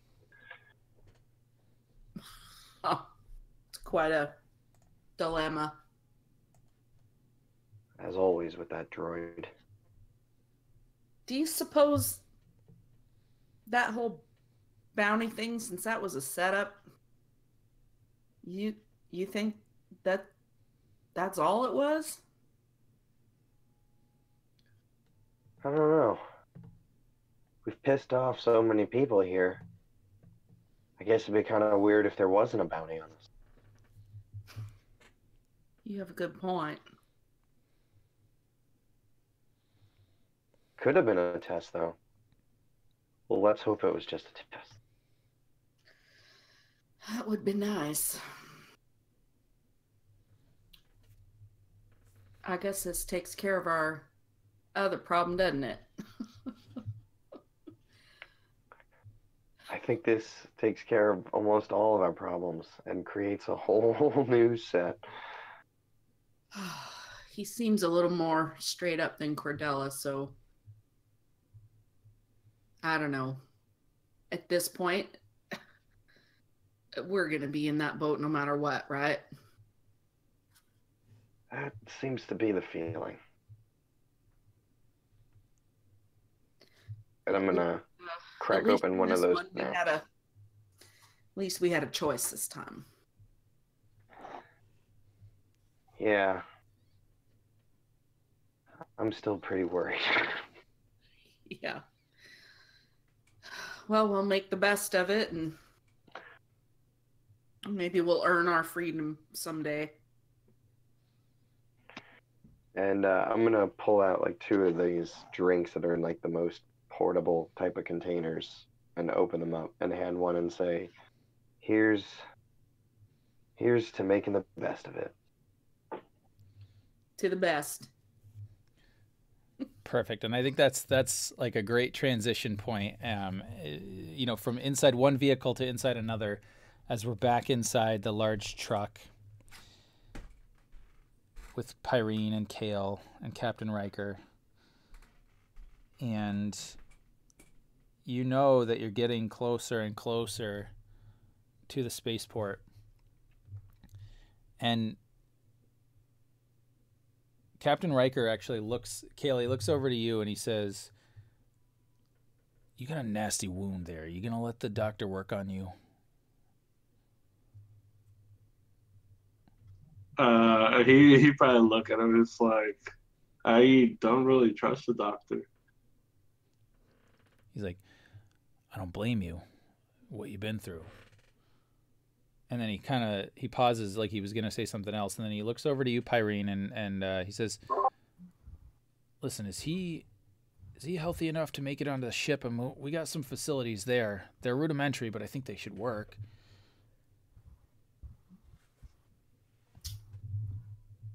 You know, he doesn't trust me, and I'm not sure how much I trust all of you. So, yeah, he's wounded, but it wouldn't be any different than what would happen if you were in battle.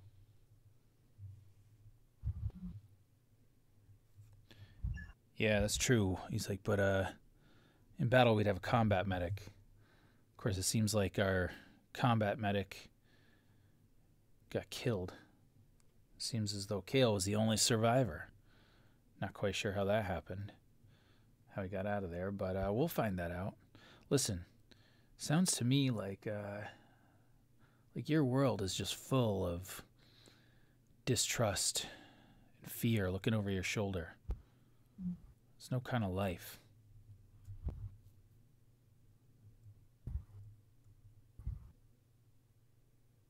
But it's my life. He's like, "Yeah. Well, if you have a purpose and you're happy with it, then good. But I don't know. Seems to me we're always fighting something in this galaxy. Might as well be fighting for something. Might as well be fighting for something worthy. I don't know. We could use you. I hate for you to not come with us."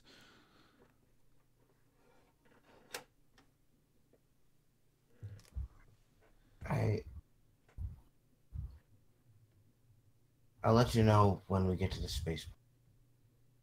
And she kind of steps up onto maybe like an arm of the, maybe one of the arms that you'd use to move the transporter, and she looks into Kale's eyes and says,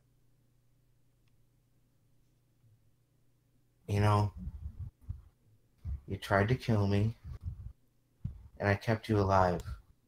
I don't know what's more trust than that. It's really too bad." And she very gently taps him on his forehead a couple times.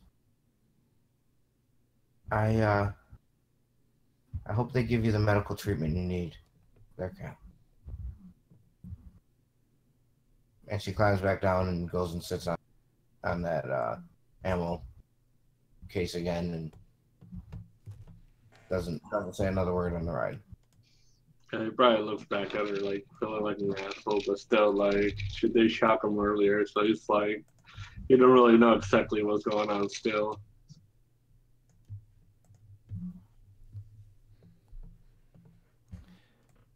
Yeah, and I think Riker would look over to you at this point, Kale, and he says, "Man, you seem to be pissing off everybody, even the doctor. Just tell me this. How'd you survive? I mean, seriously, you were the only one. How'd you make it out?" Well, I'll tell you what I remember. In the last moment, my last squad member, she blew herself up to give me an opening, and I tried to get a hit on the governor to take him down because he was injured, but they swarmed me, they got me, and then after that, they were trying to transform me into a facility, and that's when I ended up getting, I guess, rescued by her crew. It's just been really weird after that. Why would they rescue you? I had no idea, but it's just been weird. Like, they had an android who was trying to turn me in for a bounty, and we ended up fighting, and that's how I'm like this. So yeah. Oh man, droids. Yeah, they're the worst. He spits. Ain't that the truth? Says, you're probably a little too young to remember. I was just a kid at the end of the Clone Wars, but yeah, you can't trust droids. Not one bit.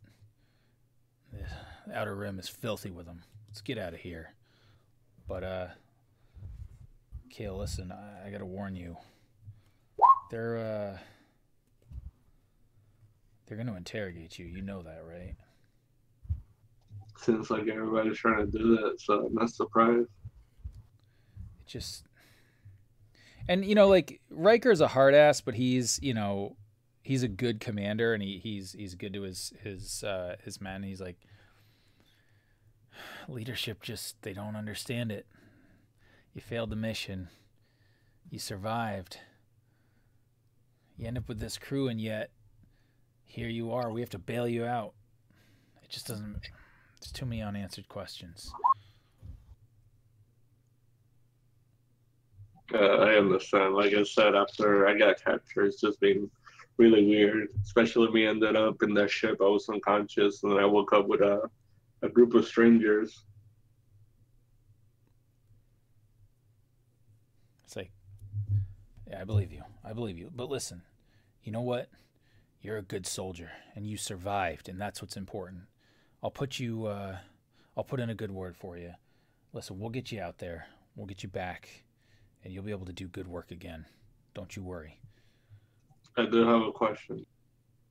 What is it? Am I going to be tortured or anything? And he kind of looks down, like he doesn't want to look in your eyes, and then he looks back and he says, I don't know. Yeah, he'll probably look back and I'll be like, you know, I could give you all the information that you need and you could let me go. I have a better chance out here than in there. He's like, look, you know it doesn't work like that. I got orders. You did too. It's just how it goes. I don't think they're going to torture you, though. At least if you cooperate, they won't. Yeah, but that's what everybody says. And he nods. Yeah, he's totally agreeing with you.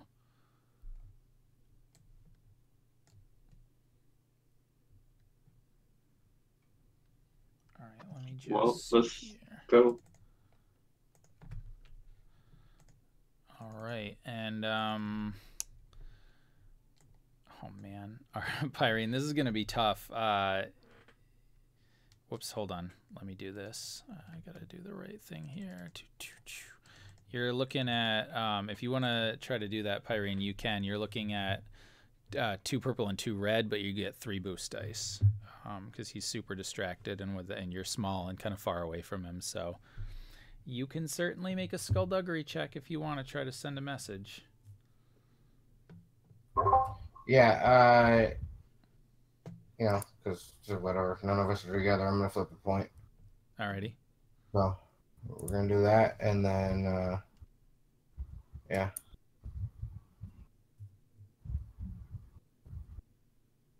Fuck, this isn't be bad. Maybe not. It Yeah. could go well. We'll see. We'll see. Holy shit. Wow. All right. Those boost dice helped you, huh? All right. Yeah. So what message did you send? Well, you know who I sent a message to. Yeah, sure. And she kind of has the communicator kind of like under her dress where she can just kind of see it a little bit. And she's feverishly typing the fact of what's happening.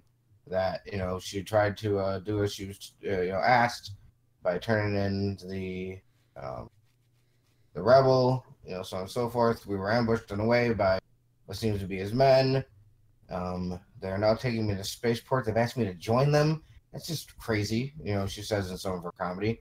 I don't really know what to do, and I can't join them. you, I've already been. And at the end of it, she just says, "I'm one of your agents."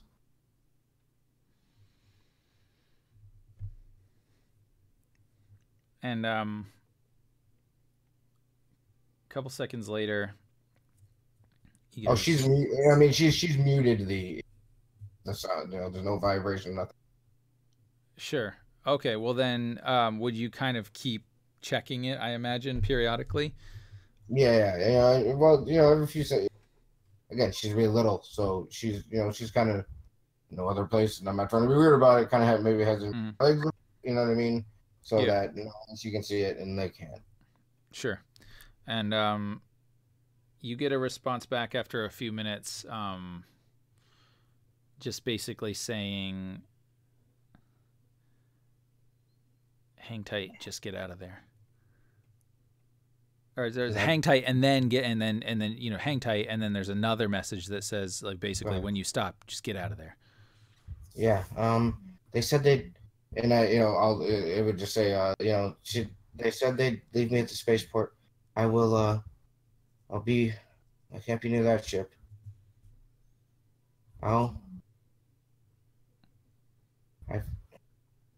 You'll find me, I'm sure. And and then she just thanks her at the end of it. Nice. Okay. And so, yeah, you guys are basically en route to the spaceport, and the way that the spaceport, at least on this side of the planet, works is that, like, you kind of funnel in. You guys have been there, I think, before, but you kind of funnel in right through the observation room and the processing, right, and then you go back into the actual bays where the ships are. And so you kind of know what to expect, but in that first part, it all sort of it's like great big open area where all these people start milling, and that's where all the traffic is going to come in. And meanwhile, we're going to go back to the ship. Inget, you manage after a few minutes, more reasonable amount of time this time for your circuits to come back online, and you realize that you are yet again restrained. It seems like not too difficult. If you got out of those other restraints, you could probably get out of these pretty easily. But you see the Bothan kind of standing in the corner watching you, and he's got a blaster pistol pointed at you. And he says, as you kind of come back online, he says, "That wasn't smart. I checked in on you. You get a bounty on your head. Or you did. Seems like it just disappeared." That is positive.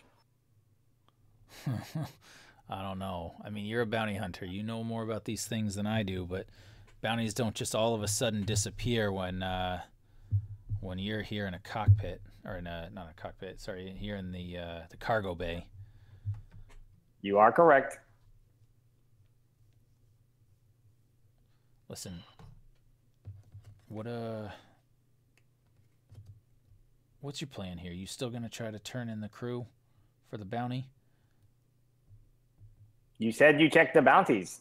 Is there currently a bounty on the others? He says, "Oh, I just checked your bounty." He's like, let me check. And he goes and hacks into the computer terminal. He's like, "Yeah, but it's he's like, "I haven't seen this before. They're there, but they're buried deep within some sub-registry. It's like they'll never show up on a bounty board, and yet they're still in there. Who are you guys?"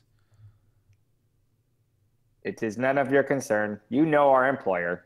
If I cannot collect bounties, it is against my programming to waste my time and resources with apprehending subjects. He says, "So, if I let you out of here, you're going to be a good little droid?" I am a program droid to execute the function of collecting bounties. If there are no bounties, I do not act against that protocol. All right. And he looks again on the computer and he's like, well, I doubt you'd be able to turn them in. Not with them buried this deep down. Doesn't seem like it'd be worth it, really. All right. All right, fine, but I'm going to let you go. But I'm under orders. If you start acting up, I'm going to have to let her know. You got it? Affirmative. So he comes over and he keeps your sort of like your hands and your legs are basically like cuffed together with binders, but he comes over with like a little like screwdriver and pops the restraining bolt off. And then he says, you know, I couldn't take any chances, but your long-range communicator's been disabled temporarily. It's like, I'm sure it'll come back online at some point, or if you can get it fixed, but until then, I don't know who it was you were communicating with, but you're not going to be able to for a little while. Affirmative. Another question. Were you able to restore the ship's functionality? He says, oh, your transponder's fine. Your cockpit's all criffed up, though. I don't know what happened there. You're going to have to get... That's beyond my capabilities. You're going to have to get somebody that can open up that door. I can't do anything about that. Understood. And he says, all right, I'm going to let you out. Don't make any sudden moves, all right? Of course. It was a pleasure to meet you. He says, yeah, likewise. And he kind of comes up to you and he's got his blaster in one hand and it's definitely shaking, and his hand comes over, with the key to open the binders, and that's shaking, and it takes him a few minutes, and he like drops the key and then he picks it up again and finally and it clicks open, and then he backs up quickly and holding his gun. He's like, don't make any sudden moves. I am going to collect my belongings now, and I shall be on my way.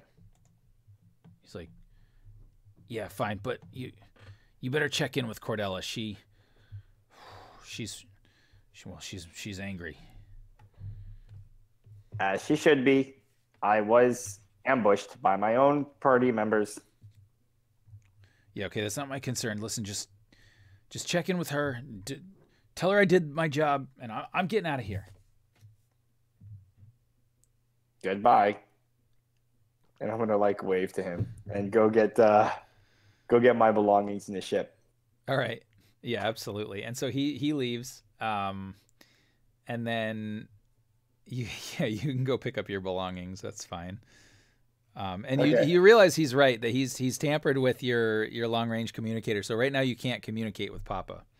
Okay. So I'm where's Cordella at in reference to here? Oh, you wouldn't necessarily know that, but I think you've had Cordella's frequency, or you could easily find it. So if you needed to communicate with her, you would have that probably programmed into one of the computer terminals in the ship. Okay, I'll go there and I'll try to communicate. Yeah, absolutely. So you send a message, or you open up communication. Yeah. Yeah, something like, Ingrid, reporting as ordered. And then, like the comm unit that you would actually have, like sort of like C-3PO had when they were on the Death Star, right? Like an actual comm unit. You have that, and all of a sudden it starts like signaling like an incoming call is coming. Okay, I click it. Great, and you get, well, droid, it is nice to hear from you. You say your reporting is ordered. Who is this? And she says, excuse me? You called me. I need to confirm that it is in the person I am looking for. This is Cordella. Perfect. I understand that you've had some trouble with the crew. I understand that trouble is now no longer an issue. It is no longer an issue so long as there is no bounties that need to be collected on them. Says, bounties. Well, from my understanding, there are still small bounties from some local swoop gang. I can't imagine that would be something worth your trouble. Perhaps an offer can be made to justify my continued service with you. She says, I do not know you.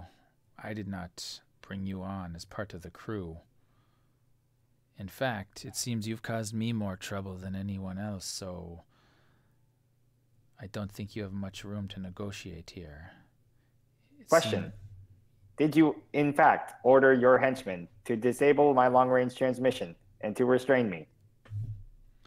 I did order him to take care of the problem. I do not know why he would disable long-range communication, but he must have had a reason. But restrain, yes. Positive news. Please send me your coordinates and I shall head over immediately to report. There is no need. You just make good with your crew. Do the job as ordered. Come back and you will all get your credits. Affirmative. And then she clicks off the call. Okay, and Ingot's eyes would, like, if they could light up red, they would. Like, he's pissed off. Awesome. And go ahead. Oh, no, yeah. So from there, I guess he would just, shoot, what would he do? He can't communicate with Papa? Nope. Well, not in the normal way. I mean, you know, and you're probably your long-range Is there a long-range transmission on the ship? Yeah, but it's in the cockpit. Which I can't get into, right? Well, not yet. I mean, unless you want to make a mechanics check. Do you have a welder somewhere you can get in? Let's see here. Mechanics check. Let me just see what my stuff is. Nope, he sucks. He's got a 1. Skullduggery is the only thing maybe, but I don't know if that would be useful here.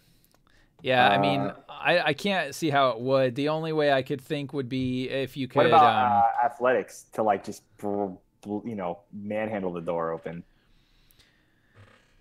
Well, I feel like, I mean, I don't know, but I feel like, could you manhandle a door on like I don't know, would we be able to do that if we were exceptionally brawny to, like, you know, a regular commercial aircraft? True. Could I shoot it? Yeah, well, you already did shoot it. That's what got you in this problem. Yeah. You can try. I think. There's no way. I know what Ingate would do. You're in a spaceport, though. There are plenty of maintenance crews, but yeah. Yeah, I would. He's, like, in this mode right now. He's, like, super pissed. He's been cut off from his papa, and he would He would leave the ship and find either another ship nearby that has it, and he would just go on the ship and try to use the comms. It would try to go on another ship? Oh my gosh. Or activate any way he could, if you see somebody. I mean, there would be like communication stations within the spaceport. I mean, you could just, like, it would cost some credits, but, like, you could do long range communication. Okay, yeah. I'll find the nearest one and I'll put some credits into it. All right, excellent. How many credits do you have? Let's see here. I think I have inventory. Put it this way, do you have at least 500 credits? No, I don't think so. Let me see. Where's my credits at? They're on the character. 75 credits. Where's Papa located in the galaxy? I don't know. Not here. I would say he's not on planet. No, for sure. Okay. Yeah, 75 credits is probably not going to get you. Can I call collect? Yes, you can. Let's say you can do that. It's Bob. We out a baby. Eats a boy. Yeah. However, as you're doing that, yeah. So you're trying to go through the process of making a call, and I'm going to cut back real quick to Hemi and Sasha. Hemi, you get your communicator starts, bleep bleep bleep bleep. You're getting a call, and you recognize the number is Cordella. Hello. Hemi, I just spoke with your droid. Seems he has been freed and should not be a problem. And unfortunately, Pyrene does seem to be in a bit of trouble. If that droid is freed, then he is definitely a problem. Well, my man assured me that he was not. If he is, then that is a problem. One I'm sure you can take care of, but he is not your biggest problem. Right now, it seems your doctor has gone missing. You should go get her back. She's heading towards the spaceport. Now, Cordella works for the same person we do, correct? Yeah, from what you've been told. Does she know that we have to get that droid for... Sorry, how'd you say his name? Zargut? Zarut, yeah. Zarut. I don't know, you want to ask her? I don't know if that's a good idea or not.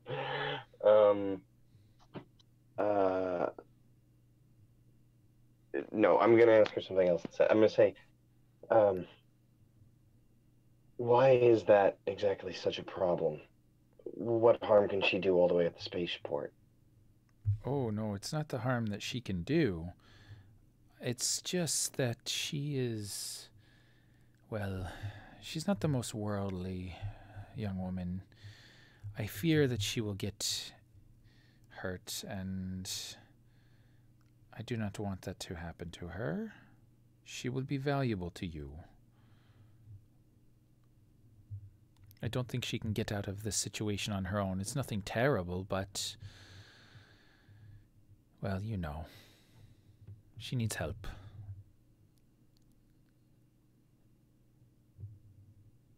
Can Sasha see this?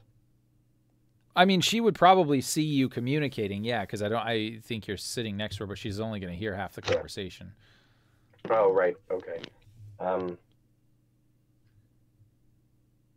Okay. I don't know if Cordella will accept this answer. Cordella, we have a direct order to retrieve the droid. What do you mean you have a direct order? I didn't give you any order to retrieve the droid. I gave you an order to retrieve the Draal. I'll see what we can do. And he's going to end the transmission. Oh shit. Okay. I don't know. He's going to like worriedly look at Sasha and be like, Sasha, Yeah. I think we should have clarified who we work for. Oh. That was Cordella? Mm-hmm. And she doesn't know? I don't know. I guess we should have asked him if he'd be informing her, shouldn't we? I think that would have been smart. And what does she want? To fetch Pyrene. I was hoping I was misunderstanding this end of things. She's at the spaceport. Is she always going to be such a problem? And do we know, like, where are we? Like, are we almost to the spaceship? Are we? Yeah, you guys would be pretty. I mean, within a few minutes of the spaceport. Hemi, did I hear you say? Did you say were the ingots loose? Oh yeah, yeah. That's the other problem. So, not only does she want us to find Pyrene, but we got to figure out how to corral Ingot. Ref. Yeah. Yeah. But if Pyrene's at the same place, I think we should be able to pull them both off. Yeah, maybe I should try to deal with Ingot. I don't think he has any grievance with me at the moment. Yeah. Let's try to stick together, but if we do have to split up, you might as well take the droid. Yeah. You're better with that blaster than I am anyway. Well, Pyrene will probably just, if we find her, she'll probably be happy to just join us, right? So let's try to get her, and then what do you think? Then we go after the droid. And I'm gonna flip back open my comm and type a message to Cordella and say, like, intercepting Pyrene now. And kind of send, like, saying that we're gonna go there and get that. Okay. You don't get any message back, but you know that she saw the message. You know, it's kind of like Facebook, right, where you send them a message and then you can tell when they've seen it. It's kind of like that. I know you've seen it. Nice. All right, and so, yeah, you slowly, you know, you feel the speeder start to slow a little bit, and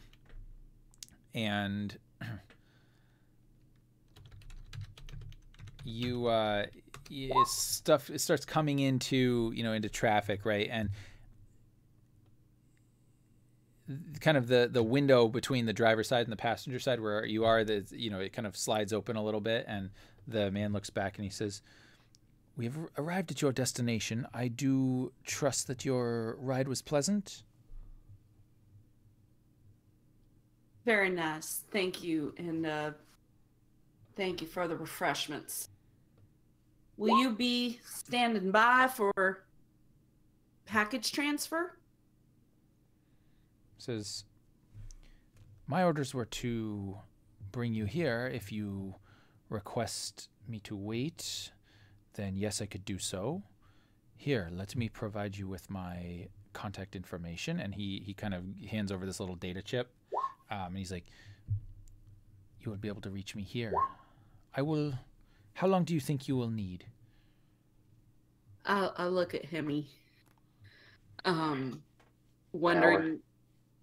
I hope no more.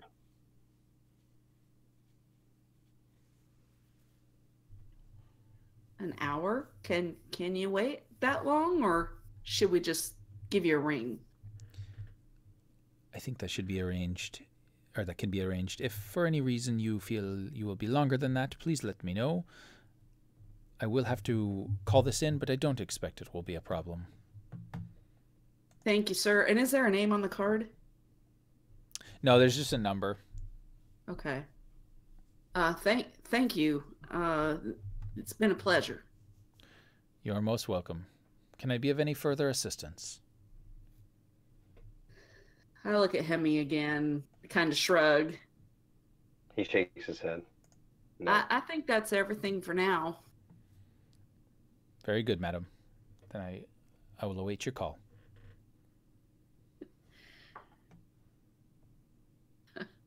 So I exit the vehicle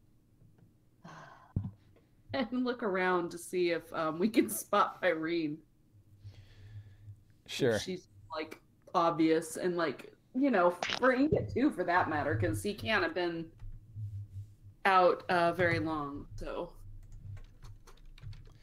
And so, yeah, you don't immediately, and in fact, Pyrene, you are told, you kind of hear some chatter, and Captain Riker kind of gets up and he moves over to stand next to Kale, and he looks at you and he says, "We're gonna be at the spaceport here in about 2 minutes. You sure you can't help us bring him onto the ship, at least?"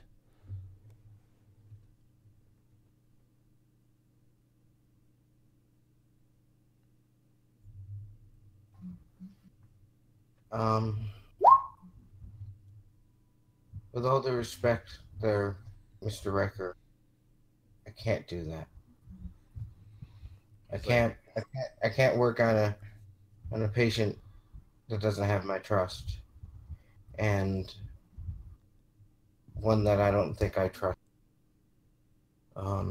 He already asked you to incapacitate me. I'm actually feeling very uncomfortable just even sitting inside here. I think I'm going to make my way when you make it to the spaceport. And he sighs and he says, all right.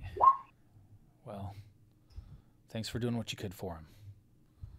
Yeah, thanks for the ride, but and I promise there will be no mention of what happened here and of his whereabouts.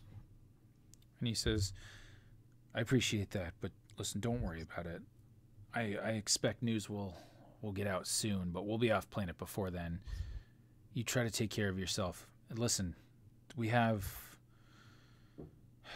contacts on this planet. You ever or on this moon, you ever change your mind, you seek them out.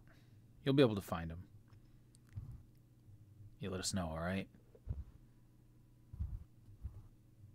She looks up at him and doesn't give any gesture or any sound. Just looks at him. Nice. And then the vehicle comes to a stop, and he kind of opens the back for you, and he says, so listen, we're taking a bit of an alternate route, but if you get out here, the spaceport main proper is literally 2 blocks down that way. You'll be fine. And she looks outside of the transport, and is it someplace she's seen before? I mean, maybe not necessarily. It's, Nar Shaddaa just looks like Nar Shaddaa, right? Like everywhere kind of looks the same. It's just gross and dingy and neon and chrome, casinos and strip clubs and all that. Yeah. Can you see the spaceport from where she is? Oh yeah. The spaceport's pretty big. Yeah, you'd be able to see it. Like it's literally is direct walk, like two blocks away. Okay. Yeah, she would. I'm gonna take the supplies that are in this transporter because they're all that I got. So yeah, of course, just take what you need. And she takes the stuff, and she had a side what I would think like a messenger style bag, and puts the supplies that she can inside of it, and without acknowledging Cal or Captain Riker, gets out and gets out of the transport. All right, no problem. And Kale, you see the back door of the transport open and the vehicle's stopped.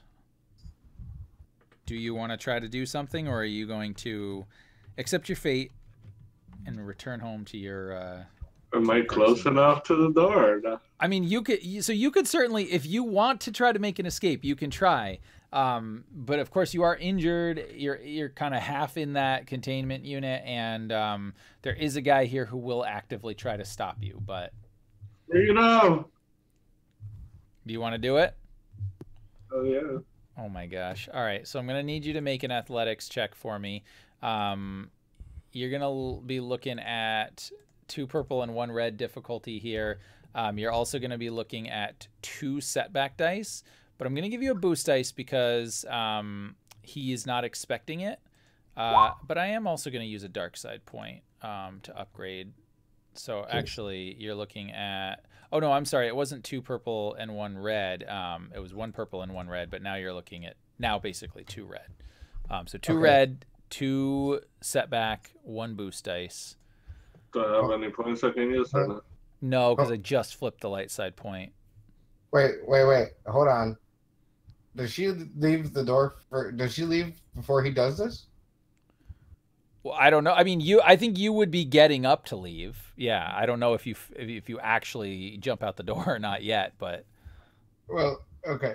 I wanted to close the door. Well, I think probably what's happening is like as soon as the door opens, Kale recognizes this opportunity. Yeah. So No. It's cool. Yeah. I just, So So no, what am I unfortunately, you rolling? don't have any destiny pool. Yeah, you can roll whenever you're ready. What am I rolling? Athletics.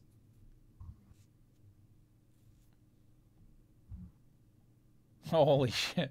Oh Jesus. Unbelievable. All right. Oh, jeez. All right. Yeah. So describe how you basically get the hell out of here. You literally will exit the vehicle. I would think that he sees her open the door and he rocks it back and then rocks it forward, and he pretty much shoots him out, and he's just rolling out of there. Awesome. Okay. And so I think maybe what happens is, like, Pi, you're literally like kind of standing on the back tailgate of the truck and you're looking down, and this is pretty high up, right? And so you're like, oh, great. Like, I'm gonna have to jump down. And it's sort of that like embarrassing moment because you're pretty short, right? And then, like, just as you go to jump, you hear the crash behind you, and you like jump down almost in startlement, and you're on the road, right? And then all of a sudden, like, Kale comes just crashing out onto the street in front of you. He would land kind of on his knees for a minute, and then Kale, your wounds, the way this is happening, like, it is going to take you a minute or two to get up. And you just hear Riker yelling from the inside. And what I'm going to do is I'm going to let you guys kind of both... I think what we'll do is we'll have Pyrene sort of respond first to this scene. I mean, you can do whatever you want. You could just leave. You could, talk to Kale. But Kale's out of the truck at this point. all she would do is she would look up into the truck and put up her hands, take steps away from Kale, and say, I have nothing to do with this. I promise to you. And she starts walking towards the direction of the spaceport backwards so she can still see what's happening. Yep. And lets the scene happen of whatever's happening between Cal and... Okay. So, Yeah, can I say what I want to do? Yeah, what do you want to do? I'm going to try to run to a crowd and start yelling rebels. Oh, my God.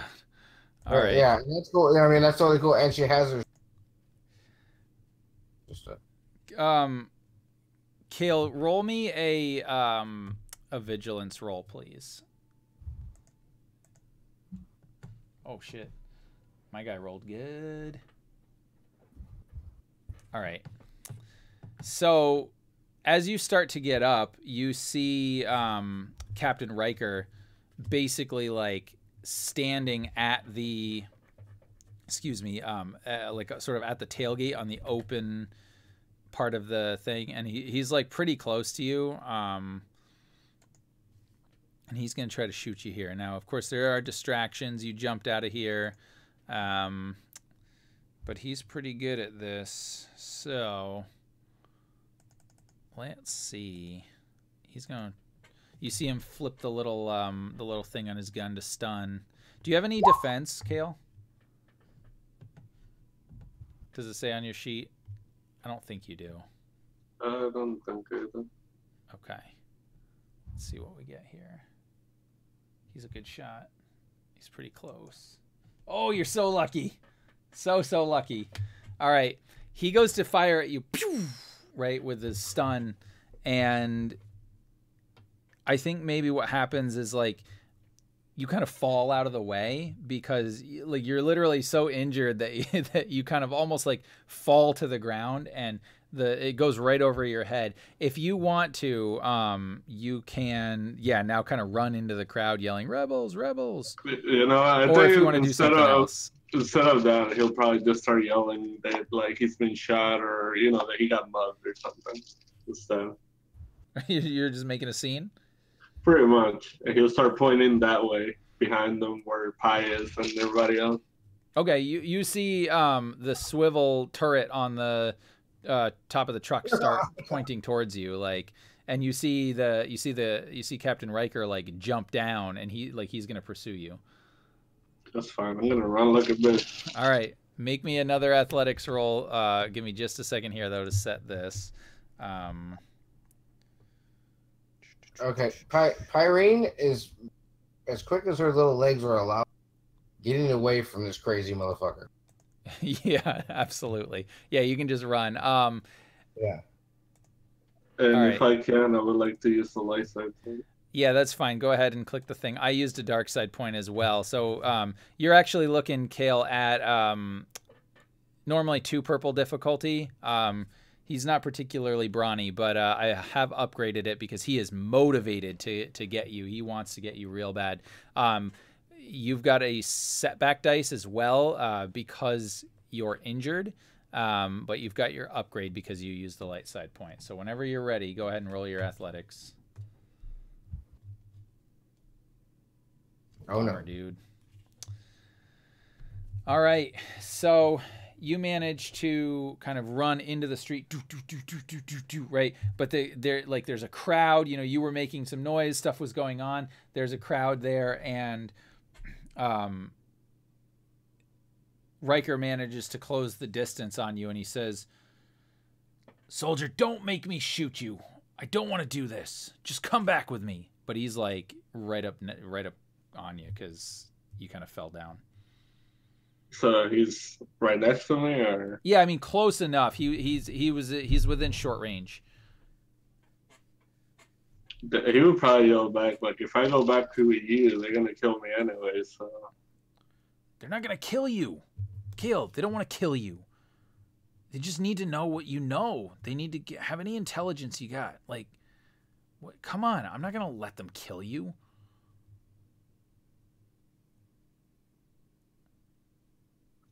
I guess like he would make him promise. He's like, Kale, we kill the enemy. We kill the Empire. We don't kill our own.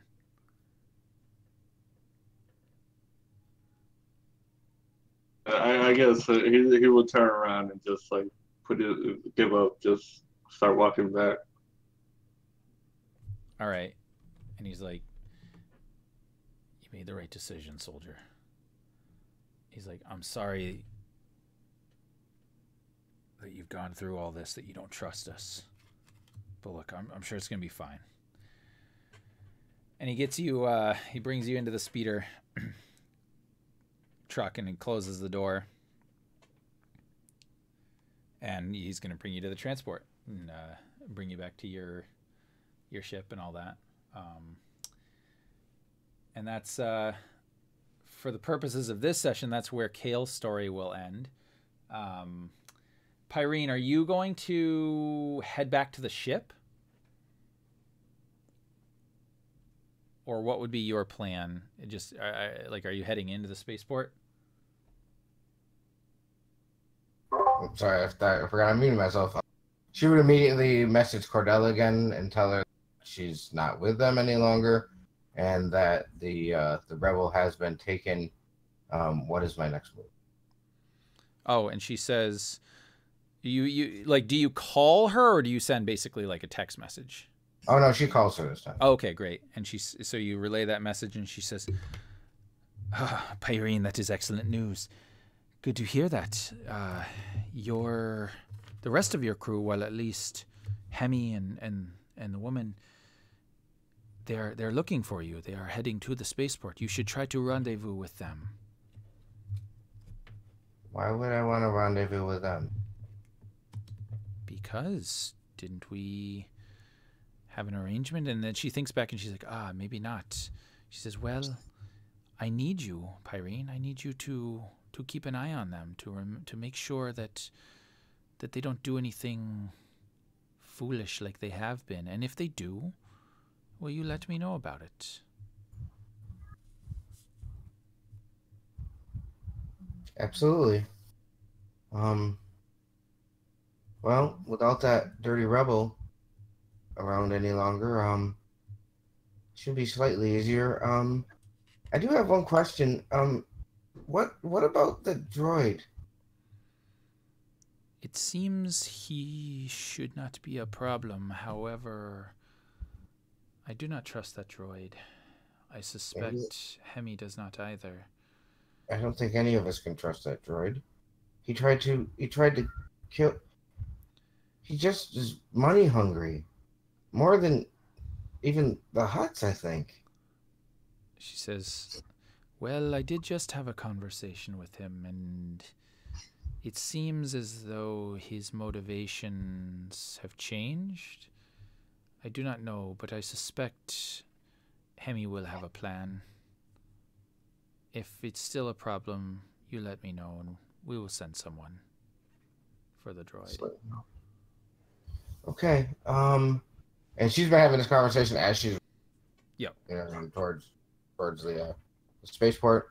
Well, I can see the spaceport's entrance. You're sure they're here? They should be. Why don't you call Hemi? You rendezvous. You find the droid. I trust that Hemi has gotten the details for the job that I have assigned you, and all should be well. Nothing's well on this moon. But okay. Well, you're always so good to me. And you're my only friend, Cordella. Thank you for trusting me. I'll call Hemi now. If there's any more problems, it's okay that I call you, right? Of course, Pyrene, of course. Okay. And she looks at the phone for a moment while it's still activated. Communicator, sorry. Yeah. And all right, well, bye. And goodbye. Click. Yep. Yeah. And immediately she kind of stands at maybe the entrance, the gates or whatever, to the spaceport. Kind of looks around for a second. And does she see anybody she knows? Yeah, you would see a familiar blue droid at a communications terminal. Probably, I would say, I don't know, 10 meters away. Mm-hmm. It's like a whole bank of them. Yeah. Like old school phone thing. Yeah, kind of. I mean, the Star Wars equivalent of it, but yeah. Well, she sees him. I don't know if he sees, but she kind of makes herself blend in with the crowd per se, and she makes the phone call that she needs to make reluctantly. To Hemi? Yeah. Yep. All right. Yep. So Hemi, your communicator goes off, and you realize it's the comm frequency that you guys have been using. It's from Pyrene. Yeah, and I see it's from Pyrene, who we're looking for, so I quickly answer it. Hello?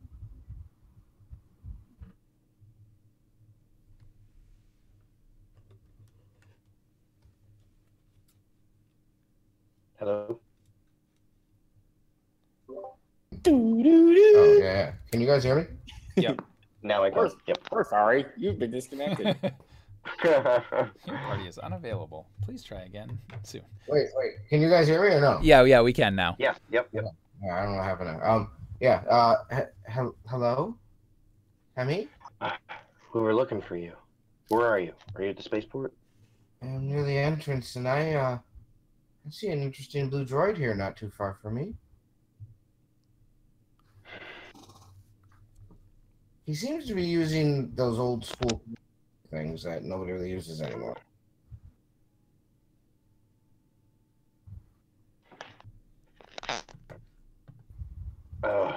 And you said you were by the entrance.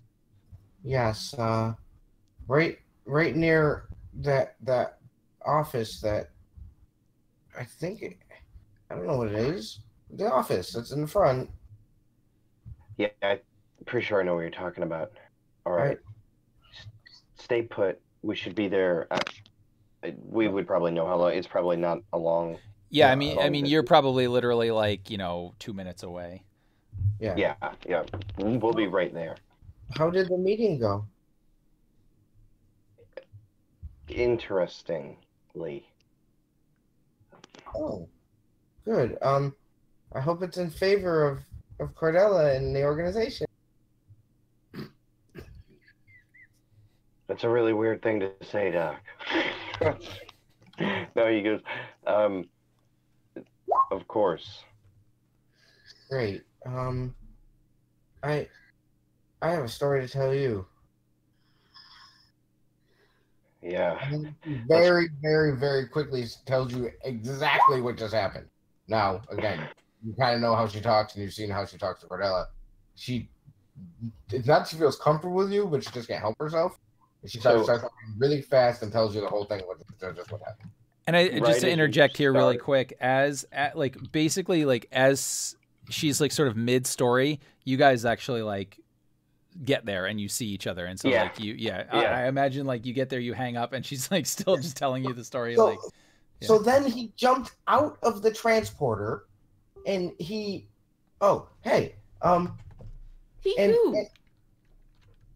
that rebel guy, Raquel, he jumped out of the transporter and started to run away. He was still. Where's the droid? I don't know. They went. Where's the droid though? Right there, and she points over to where the phones are, the communicators, and I don't think he's noticed me. I'm glad that Kale guy's gone. He's a pain in the ass. I'm, of course, Hemi is looking immediately for Ingot now.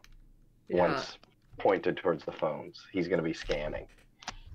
Yeah, I mean, Pyrene could probably just point straight to him. I mean, he's right there, but it's not hard to see him. Yeah, you can definitely see him.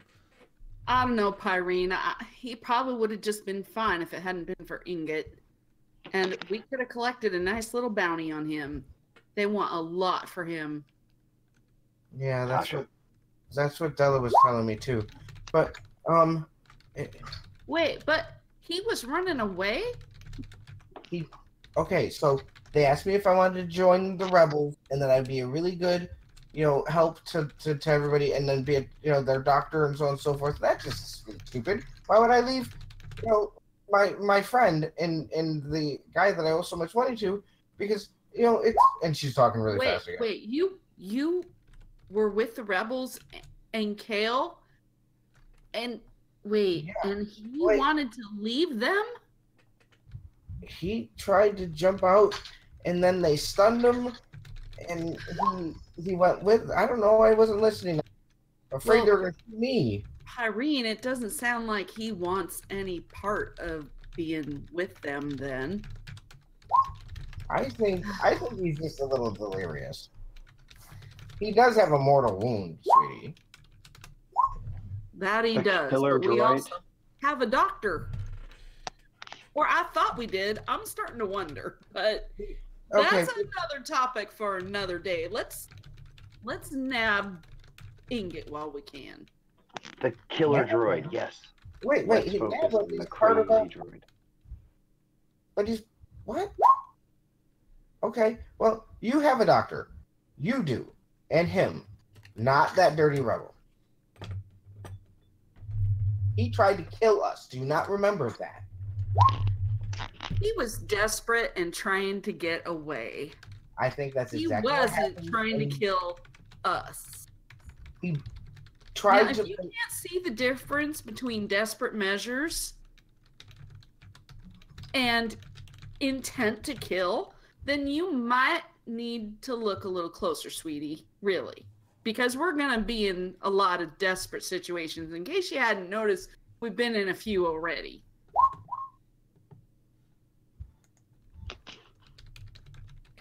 Okay. What? The droid. The droid that tried to kill us. Yeah. Why is everybody trying to kill you two? Well, you tell me. I don't think Cordella's tried to kill you, and she just says that, and stands there impatiently waiting for you to to do something. I'm not going to be helpful in this. So if you have to collect your droid, go ahead and do that. And she's Then not why being don't you smart. And she's not being just smart. leave And she's not the being smart. Sasha, how do we do this? Doc, if you got any ideas, throw them in the hat. All you need to know right now is that droid has to come with us. And Do you still have that stun guard thing on you? I always have my shock stick. Well, Hemi, will that take him out if she can connect with him? I don't think so. It's really meant to incapacitate, organic beings. He's on the move. Oh, I mean, I'm assuming that we'd have seen him leave the phone booth or whatever, the thing, if we could see him, right? No, in fact, He's you being would too not. stealthy. Because you sort of been distracted by Pyrene and her her conversation here, and in the time that she was kind of relaying this and you were talking to her, you don't see Ingot anymore. Okay. So actually, I guess that comment would be, Hemi, you see him? Do you have him in your sights? Blast. I don't know. He's got to be over there somewhere. Well, let's get moving. We can figure out the rest later. We don't want to give him time to. Oh, I don't know what he could be doing. Cordella said he's less aggressive right now. Huh. Yeah. Well, that's a good thing. So then why are we still standing here? Let's go. So are you guys gonna look for him? Yeah, let's stick together and look for him. So I think then what you're gonna need to do is one of you is either gonna have to make a perception or a streetwise check to see if you can find him. You're going to get 3 setback dice though, as he got 3 advantages.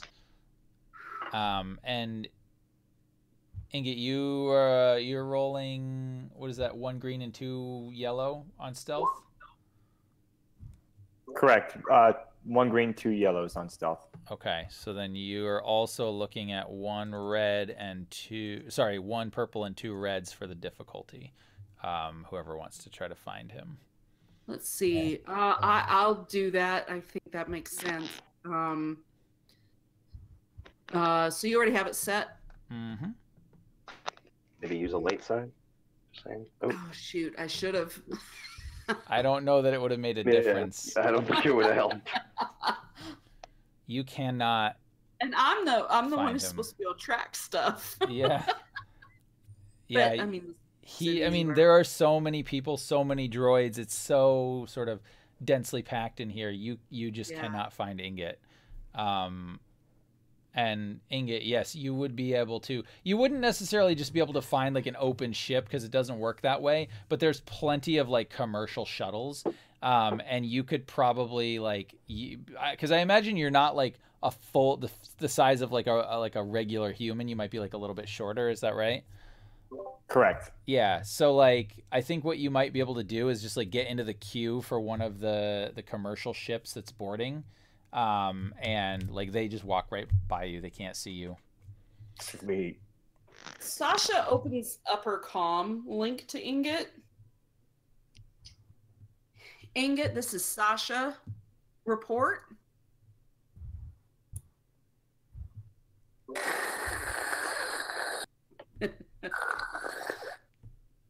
Ingot, this is Sasha. Report.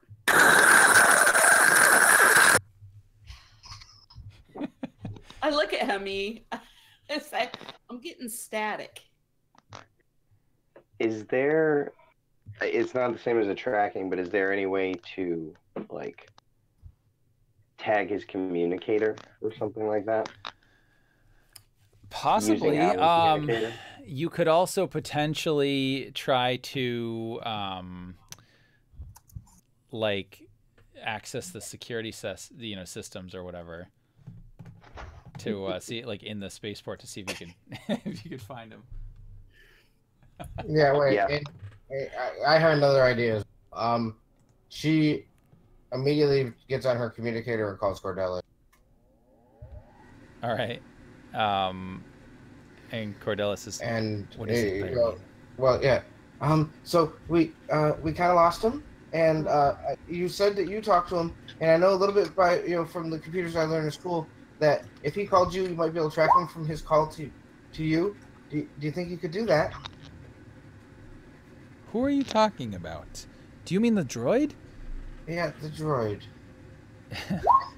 To be honest, Pyrene, if he has no desire to work with you, I don't think me calling him will do any good.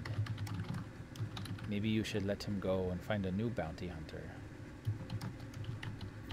I don't have any aversion to him. Here, and she hands the phone to Hemi. And She's like, hello? Hello? Hello? Hemi, what is going on? I don't know. She's your furball. did you, Hemi, did you see my comment? Yeah. And then I sort of say, I'm sorry, Cordella. I got some bigger problems right now. I don't think you can help with this.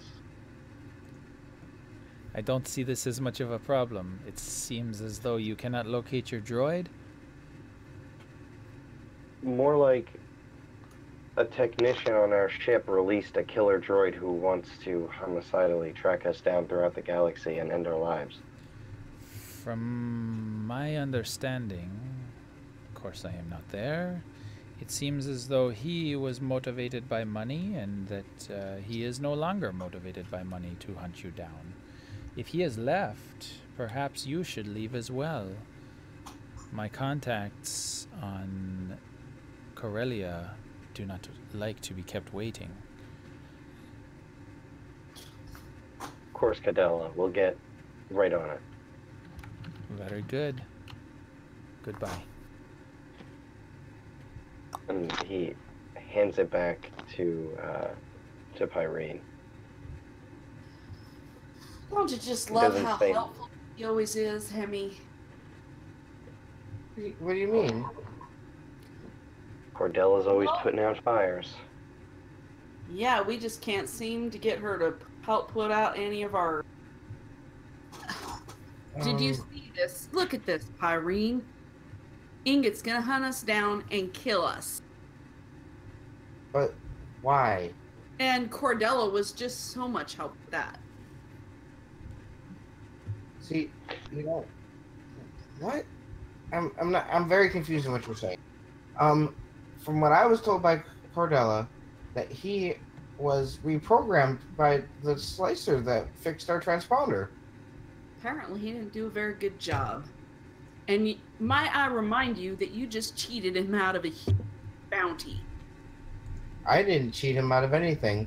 I tried You to fix sure the man that as- you liked so much. Criff did, Missy. You took his bounty right out from under his nose to take him to the hospital when you could have treated him on site. Okay, I understand that apparently you're upset with me or something here, but what I'm going to tell you is this. I didn't have the means on our ship to do so. So I was going to fix the man that you care so much about. I'm You sorry. didn't even try to treat him while you were waiting for an ambulance to come. I don't tell you how to And fly I've a seen station. a nasty wound on the field that took a field dressing. I don't know whether it would have been successful, but you could have tried. You didn't even try. You stood there and turned to the authorities and took the bounty right out from under all of our noses. Bounty's gone. Sure, but I don't tell you how to fly, so I'm not sure why you're telling me how to treat patients. Because you're a doctor and you're supposed to treat people when they're hurt. You're not supposed to stand there and call everybody else in to do it for you. That's why. I see. So I guess we need to figure out how to get this task done, Corellia. Stella, and then we got to figure out what we're going to do about Ingot. Why do we have to do anything about England? Maybe he's not our problem anymore.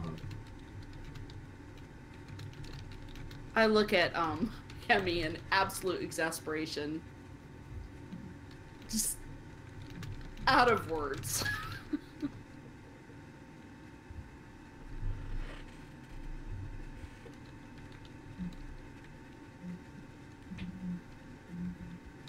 You guys would, I think, get done fighting, or I'm not fighting, discussing vigorously, and see that Hemi has kind of started to wander into a different direction. He seems to be looking for something. Okay. All right, and so I think this is going to be the pivotal moment. I think this is the do or die moment right here. So Hemi, you'll be able to find the comm terminals, basically the same ones that that Ingot was using. They kind of work on the same frequencies, so you feel like if you could slice into that, you could probably reroute it to sort of the comms that would go off if there was like an alarm or a message or whatever. You could definitely do that, but you'd have to get into the system. And so this will be Go ahead. Okay, yeah. This is like the easiest because what I just want to actually say something over the loudspeaker. If this is the easiest way to do that, then that's what I'm going to do. Well, yeah, I mean, you could do that, or you could potentially, if you just want like a message, do you specifically want to speak, or do you just want a message over the loudspeaker? I wanted to find like a microphone that somebody says like, boarding in dock, whatever. Mm-hmm. The full scope of the plan, I guess, is just to go up to whoever works near it and make them say something into it for me. Yeah, for sure. You could probably just bribe somebody to say a message. Yeah, exactly. All right. Fantastic. What's the message? I want this droid or employee human to say, to put out an urgent alert that there was a highly wanted criminal located in the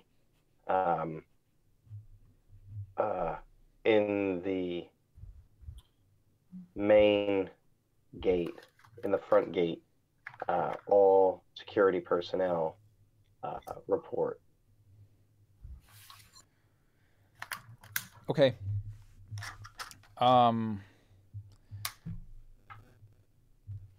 That happens. In the meantime, what are you going to do?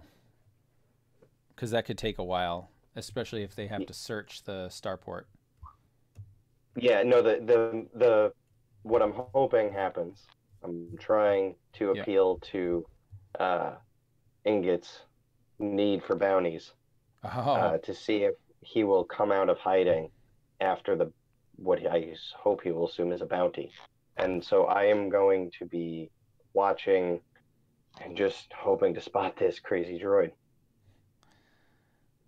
All right.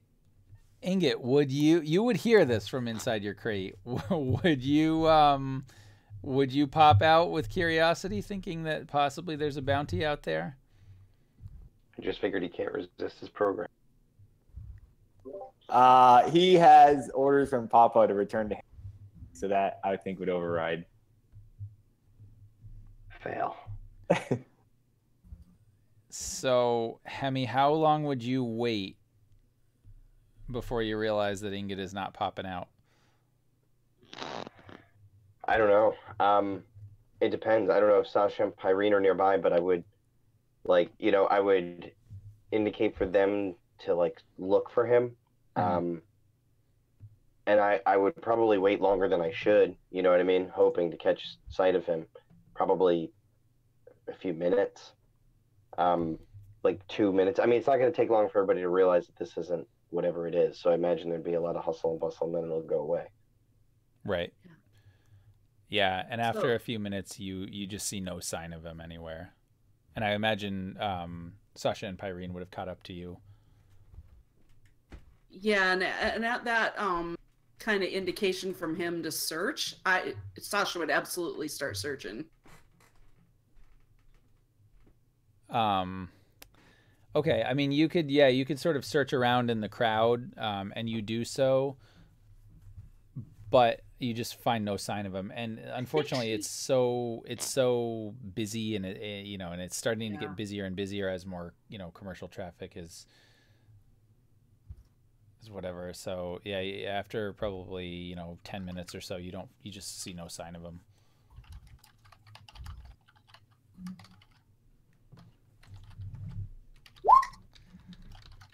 So at that point, Hemi, I mean, it seems as though you're probably not going to find the droid. What are you going to do at this point? I don't know. I guess just slam his fist down. He's just going to look at Sasha and say, that droid has single-handedly destroyed every opportunity we've had since he came aboard. That's almost an understatement, Hemi. I can't even believe the trouble he's caused at every turn. We're not going to find him. No. He's too sneaky. If we were out in the jungle or something, I could probably track him, but not here. Just too much. I He guess just we shakes his better. head. Maybe we should just crawl in a cargo bay and fly out of here. Yeah. Well, we got a problem or two to take care of there, I think, too. Yeah, I don't know.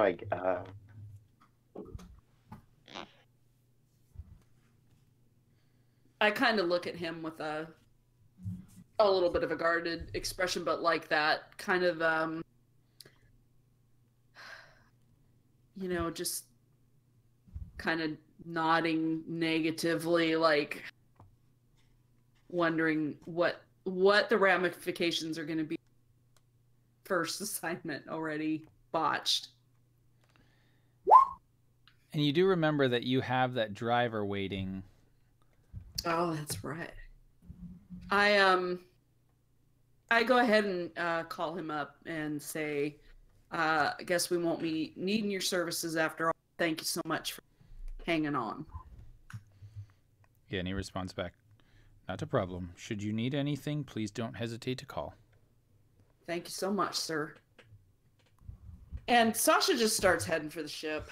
At that point, she doesn't wait to see if anybody's joining her or not. She just... All right. Hemi, how about you? Yeah, I guess so. You just going to get on the ship? Yeah. Okay. Pyrene, are you going to follow as well? Yeah, that makes three of us.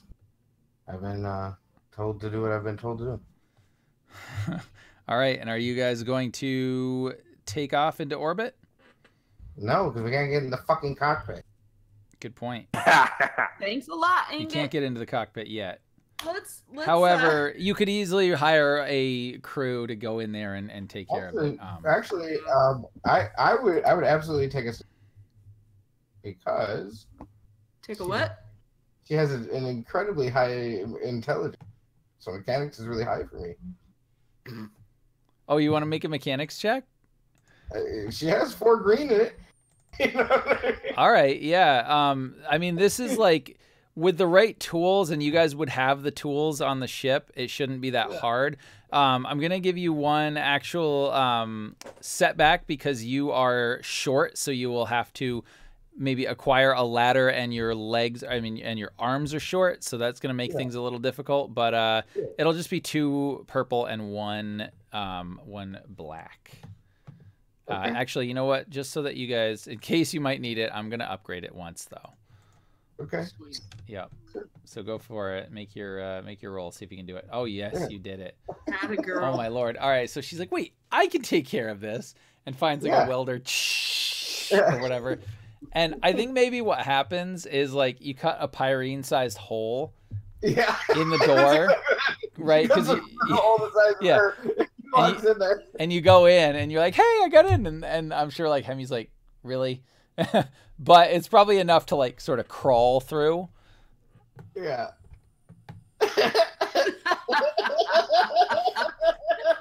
So you have access to your cockpit. Irene, you got this. You got this right. Nice job. I told you I can prove to be loyal and helpful. As I told you when I first met you, there was something off about those two when they needed to.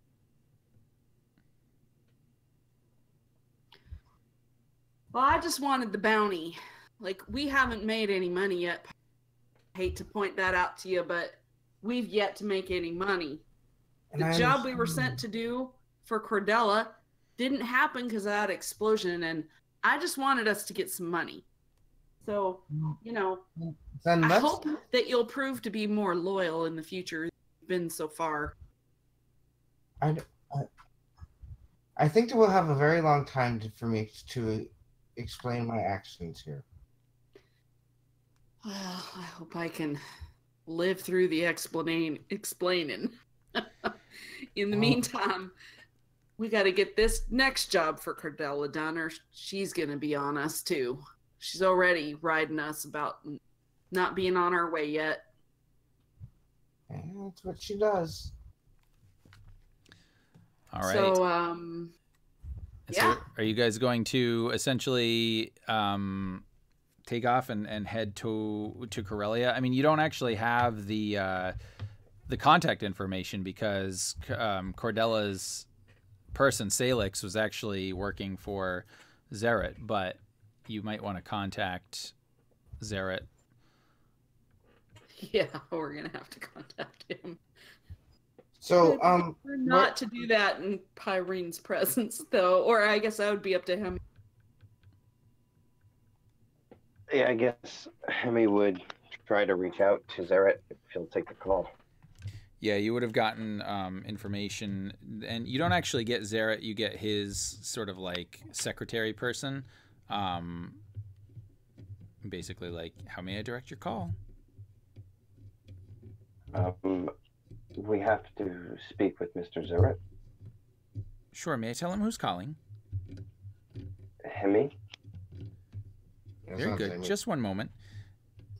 And then, it's more than one moment, but then he picks up the phone and he's like, Hemi, how are you doing? Not well, to be honest. I'm sorry to hear that. What has happened? Cordella had her man release the droid. The droid has fled and has now vowed to kill the entire crew. It's like, well, that is unfortunate. But the droid has proven slippery in the past. Well. Can you tell me, does Cordella know that we work for you? Because she seemed very insistent that I allow the droid to go. Not directly, no, and I don't think it will be a big deal. Listen, I think for now it would be best if you just completed the mission that she assigned you, earn some credits, and then when you've been successful, let me know. I'm sure we can work out something. You probably need the information, though. I believe my man Salix was providing that for you. Where are you right now? At the spaceport, on my ship, repairing it. Very good. Well, then, if you will wait within the hour, we will beam the information you need to your ship. He kind of looks at the wreckage that is the cockpit and says, I'm sure I'll be here. Indeed, yes. And you should have all the information that you need to meet your contact on Corellia. Complete the mission. When you are done, you return or contact us anyway, and we will have new orders for you. For the meantime, keep Cordella keep quiet about this to Cordella. Understood. We will do our best to keep the arrangement secret from her. It is a layer to this that was a bit unexpected. As will happen out here on the edge of the Empire. Ha! I trust everything else is in order. It is. Very good. Do you have anything else that you need from me? No, nothing else. Just the instructions. Thank you. They will be beamed to your ship as soon as I get them. Goodbye, Hemi. Goodbye. And with that, I think we have a star wipe, and we get a little Star Wars music. And that will conclude Sunday Sandbox Season 1, Temptation, a Star Wars Story.